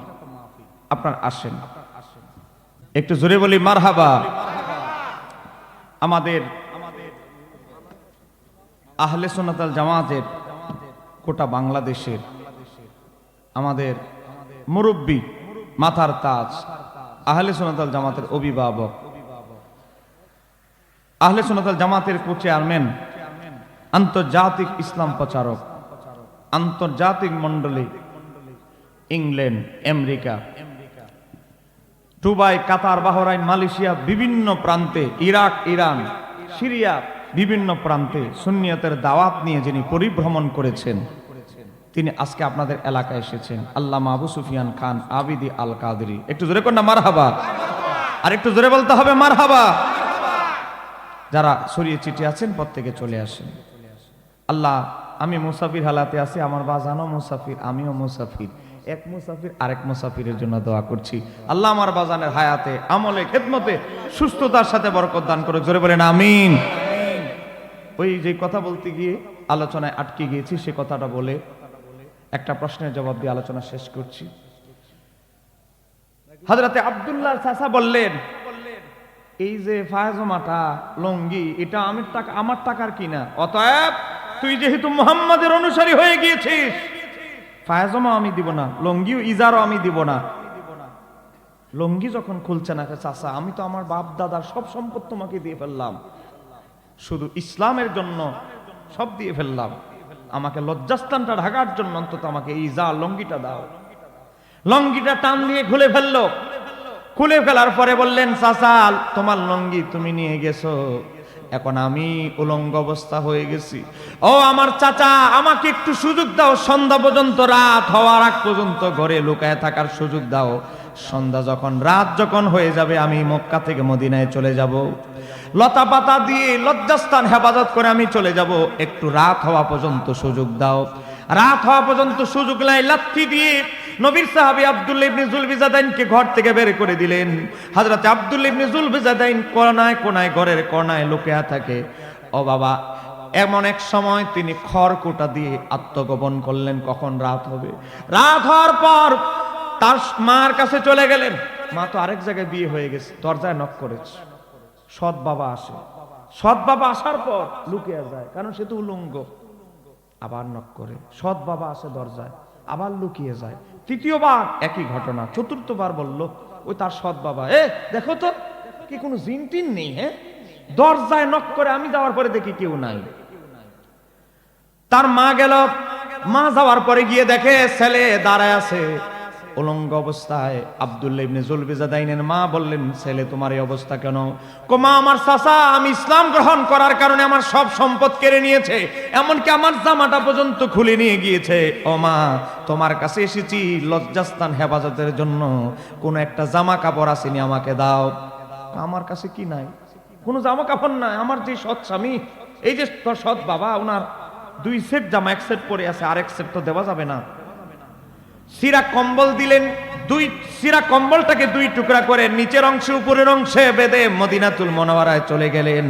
আমার নবী তার কথা শুনে চোখের অশ্রু ঝরিয়ে আমার নবী উপাধি দিলেন যুলবিজাদাইন, কম্বলের 2 টুকরার অধিকারী। কেননা ইসলামের জন্য সব সম্পদ বিসর্জন দিয়ে কম্বলের 2টা টুকরা নিয়ে মদিনায় এসেছিলেন। এজন্যই আব্দুল্লাহ ইবনে যুলবিজাদাইন তাবুকের যুদ্ধে যখন মারা যান, আমার নবী নিজের পরিহিত জয় জুব্বা মোবারক ছিল, এটা খোলার পর আমার নবী তাকে কাফনের কাপড়ের ব্যবস্থা করলেন। আমার নবী নিজ হাতে তাকে দাফনের ব্যবস্থা করলেন।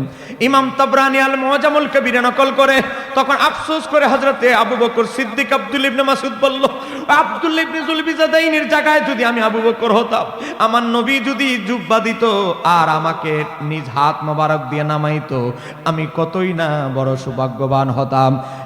মুসলমান আজকে মামলার হুমকি দিবে, আপনি সুন্নিয়ত করেন, আহলে সুন্নাত ওয়াল জামাত করার কারণে বহু হুমকি দিবে, ঘরে থাকতে দিবে না, কিন্তু এর জন্য সুন্নিয়ত ত্যাগ করা যাবে? আরেকটু জোরে বলেন, ত্যাগ করা যাবে? আজকে মনে রাখবেন, আজকে এমন এক অবস্থা হয়েছে, তাদের ঠোঁটের আগায় শব্দ থাকে 3টা। বলেন শব্দ কয়টা? আকীদাগত মাসালা আসলে শিরিক, আর আমলগত মাসালা আসলে বেদাত, আর রেগে গেলে মাজার পূজারি। বলেন শব্দ কয়টা? এদের ডিকশনারিতে শব্দ হলো 3টা, শিরিক, বেদাত, রেগে গেলে মাজার পূজারি। আর আয়াত মুখস্থ করছে 5টা। কুল ইন্নামা আনা বাশারুম মিসলুকুম। কি বলেন বাবা? কোরআনের 6666 আয়াত থেকে আয়াত মুখস্থ করছে। হাদিস, এত হাদিস মুখস্থ করছে। কুল্লু বেদাতিন দলালা, হাদিস আর দুনিয়ায় নাই, হাদিস মুখস্থ করেছে। এরকম মৌলবী আছে না নাই?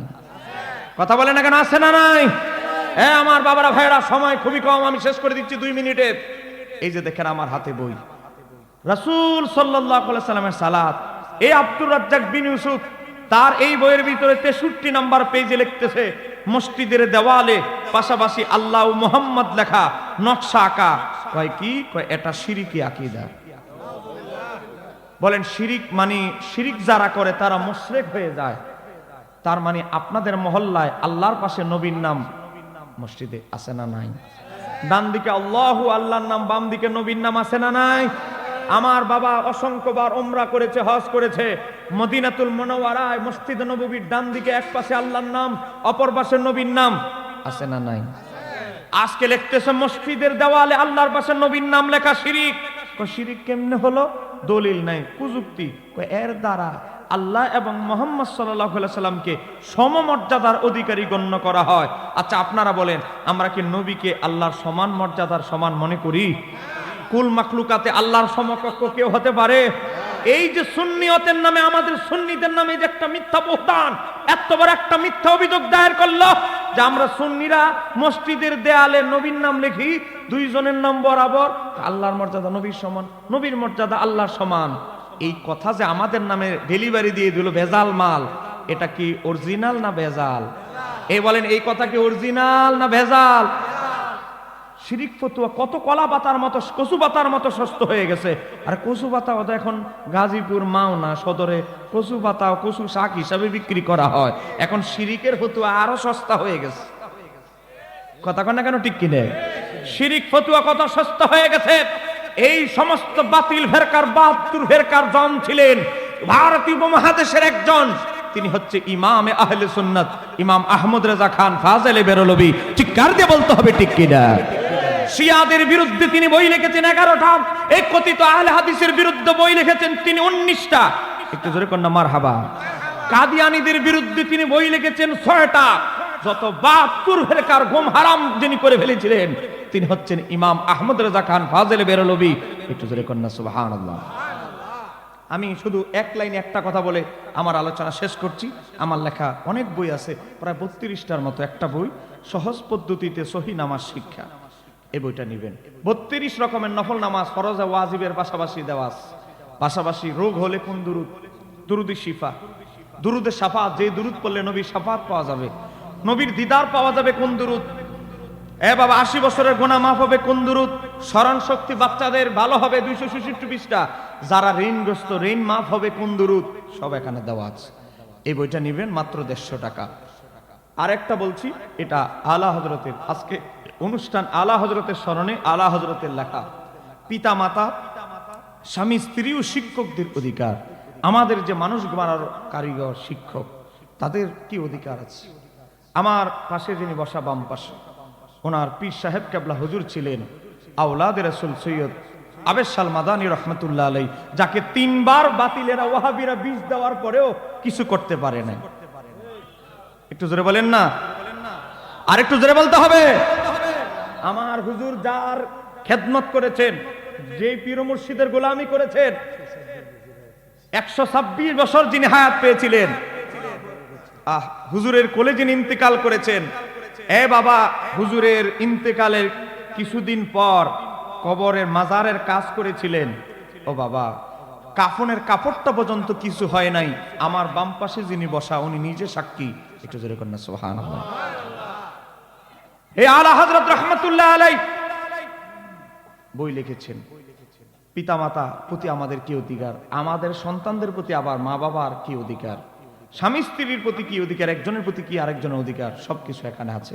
150 টাকা করে, 300 টাকা। সম্ভব হলে আপনারা নিবেন, আপনাদের প্রয়োজনে জ্ঞান অর্জনের জন্য, জ্ঞান অর্জনের জন্য নিবেন। ওই যে কথা বলে আলোচনা শেষ, ওই যে বললাম 1 মিনিট 1.5 মিনিট সময় নিয়েছি। আপনাকে বিরক্ত হচ্ছেন নাকি? আলা হযরত কাছে প্রশ্ন করছে কিছু মুসলমান নামধারী খারিজি, তারা বলতেছে আমার নবী কুল মাখলুকাতে সর্বশ্রেষ্ঠ নয়। এ আলা হযরত 14th শতাব্দীর মুজাদ্দিদ, আপনি এই বিষয়ে কিছু লেখেন।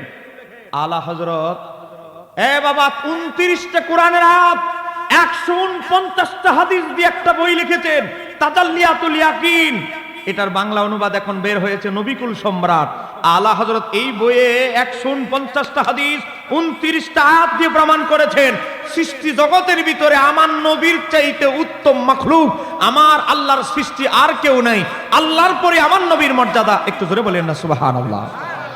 বই লেখা শেষ, বাজারে দেয় নাই, ছাপাখানায়, প্রেসে ছাপাখানায় দেয় নাই।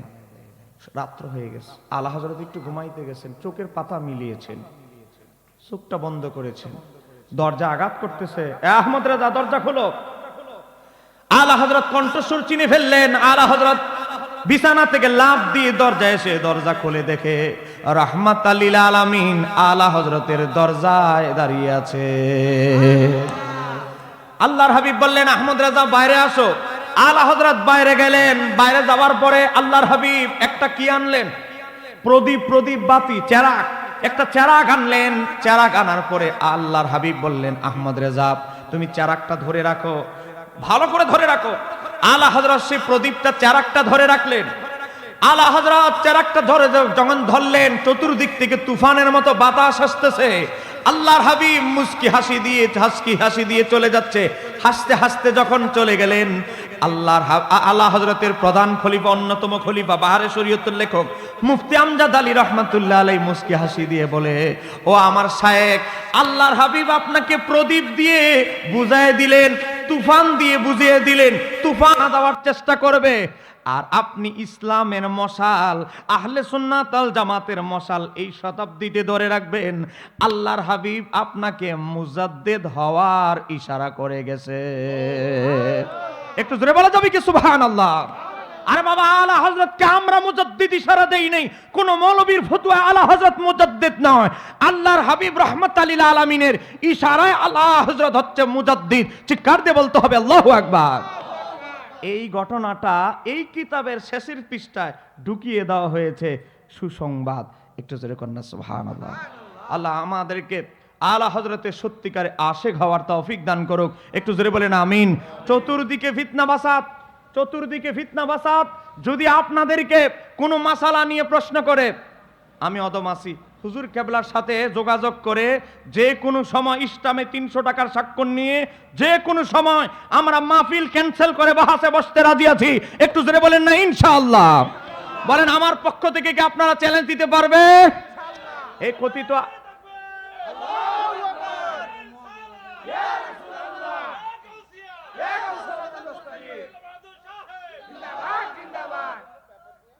আমাদের বাহাস করার বলেন অভ্যাস, যোগ্যতা আছে না নাই?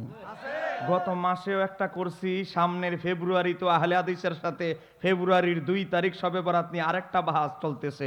রমজানের পরে বাঞ্চারামপুর, ব্রাহ্মণবাড়িয়া, বাঞ্চারামপুর, অলিপুরি এবং তার আরেক ছাত্র থাকবে, তাদের সাথে জানাজার পরে দোয়া নিয়ে রমজানের পরে আরেকটা বাহাসের কথা ফাইনাল হওয়ার দিকে। একটু জোরে কন্যা মারহাবা। আপনারা আহলে সুন্নাত ওয়াল জামাত দুর্বল দল নয়, এটা ভাবার সুযোগ নাই। কথা কন্যা কারো ঠিক কি না? সর্বশেষ মনে রাখবেন, আমার নবী বলেছেন, আবু দাউদ তিরমিজির হাদিস, উযকুরু মাহাসিনা মাউতাকুম, কোন মৃত মুসলমান মারা গেলে তার ভালো দিক আলোচনা করো, মন্দ দিকগুলো আলোচনা করিও না। এটা যদি সাধারণ মুসলমানদের ক্ষেত্রে হয়, কোন সাহাবীকে গালাগালি করার অধিকার আমাদের আছে? কথা বলেন আছে? নবীর একেবারে আদনা সাহাবী ওয়াহাশী, হযরত ওয়াহাশীকে গালাগালি করার অনুমতিও ইসলাম দেয় নাই। কথা বলেন না কেন ঠিক কিনা? আজকে কিছু লোক হযরত আবু সুফিয়ান, হযরত আমির মুয়াবিয়া তাদেরকে গালমন্দ করে, এটার কোনো সুযোগ নাই। মনে রাখতে হবে তারা সাহাবী, সাহাবীদের সমালোচনা করার অধিকার আমাদের নাই, কারণ আমরা সাধারণ উম্মত। আরে নিজের গুনারই তো হিসাব তুমি দিতে পারো না। তুমি যদি চোখ বন্ধ করো সারাদিন কয়টা গুনাহ করছো, নিজের গুনাহ খাতার হিসাবের কোনো ঠিক নাই। সে আসছে সাহাবীর অপরাধ, সাহাবীর গুনাহ চর্চা করার জন্য সাবধানতা অবলম্বন করতে হবে। 4 মাযহাবের 4 ইমাম বলছে আমির মুয়াবিয়া সাহাবী, 86 তার 6 ইমাম রাদিয়াল্লাহু তাআলা থেকে হাদিস বর্ণনা করেছে। বাবা 4 তরিকার 4 ইমাম, গাউসুবাগ গুনিয়াতুত তালিবিন রাদিয়াল্লাহু তাআলা লিখেছে, ইমাম হযরত মুজাদ্দিদ আল-ফিসানি মাকতুবাত শরীফ রাদিয়াল্লাহু তাআলা লিখেছে, বাহাউদ্দিন নকশবন্দি রাদিয়াল্লাহু তাআলা লিখেছে, বাবা খাজা গরিবে নওয়াজ মঈনুল আরোহা কিতাবে এসেছে, রাদিয়াল্লাহু তাআলা লিখেছে আমির মুয়াবিয়া রাদিয়াল্লাহু নামে। তুমি কে? কোথায় গাউসুবাগ? কোথায় 486 তার 6 ইমাম? কোথায় 4 মাযহাবের ইমাম? পণ্ডিতি করতে গেলে কিন্তু ধরা খাবে। নবীর সাহাবীদের গালমন্দ করলে নবী কষ্ট পায়, নবীর আহলে বাইতকে ছোট করলে নবী কষ্ট পায়। কথা বলেন না কেন ঠিক কিনা? আল্লাহ সুবহানাহু ওয়া তাআলা আজকের আলোচনা কবুল করুন। জোরে বলেন আমিন। আমার বাজান উঠবে, কে কে চলে যাবেন হাত তুলে দেখাই দেন। আপনারা চলে যাবেন না ইনশাআল্লাহ। আমার বাজান কিছু তাত্ত্বিক কথা, ওই অল্প 1 ঘন্টা আপনাদেরকে নিয়ে সময় দিবে, আপনারা একজনও উঠবেন না। বাজান এই বছর 51টা জেলায় মাহফিল নিছি, যত আহলে হাদিসের এলাকা আছে উত্তরবঙ্গ সবগুলোতে নিছি, যেন একটু ওয়াশ করা যায়, কারণ ওখানে তো আমাদের যাওয়া দরকার। আসসালামু আলাইকুম ওয়া রাহমাতুল্লাহ।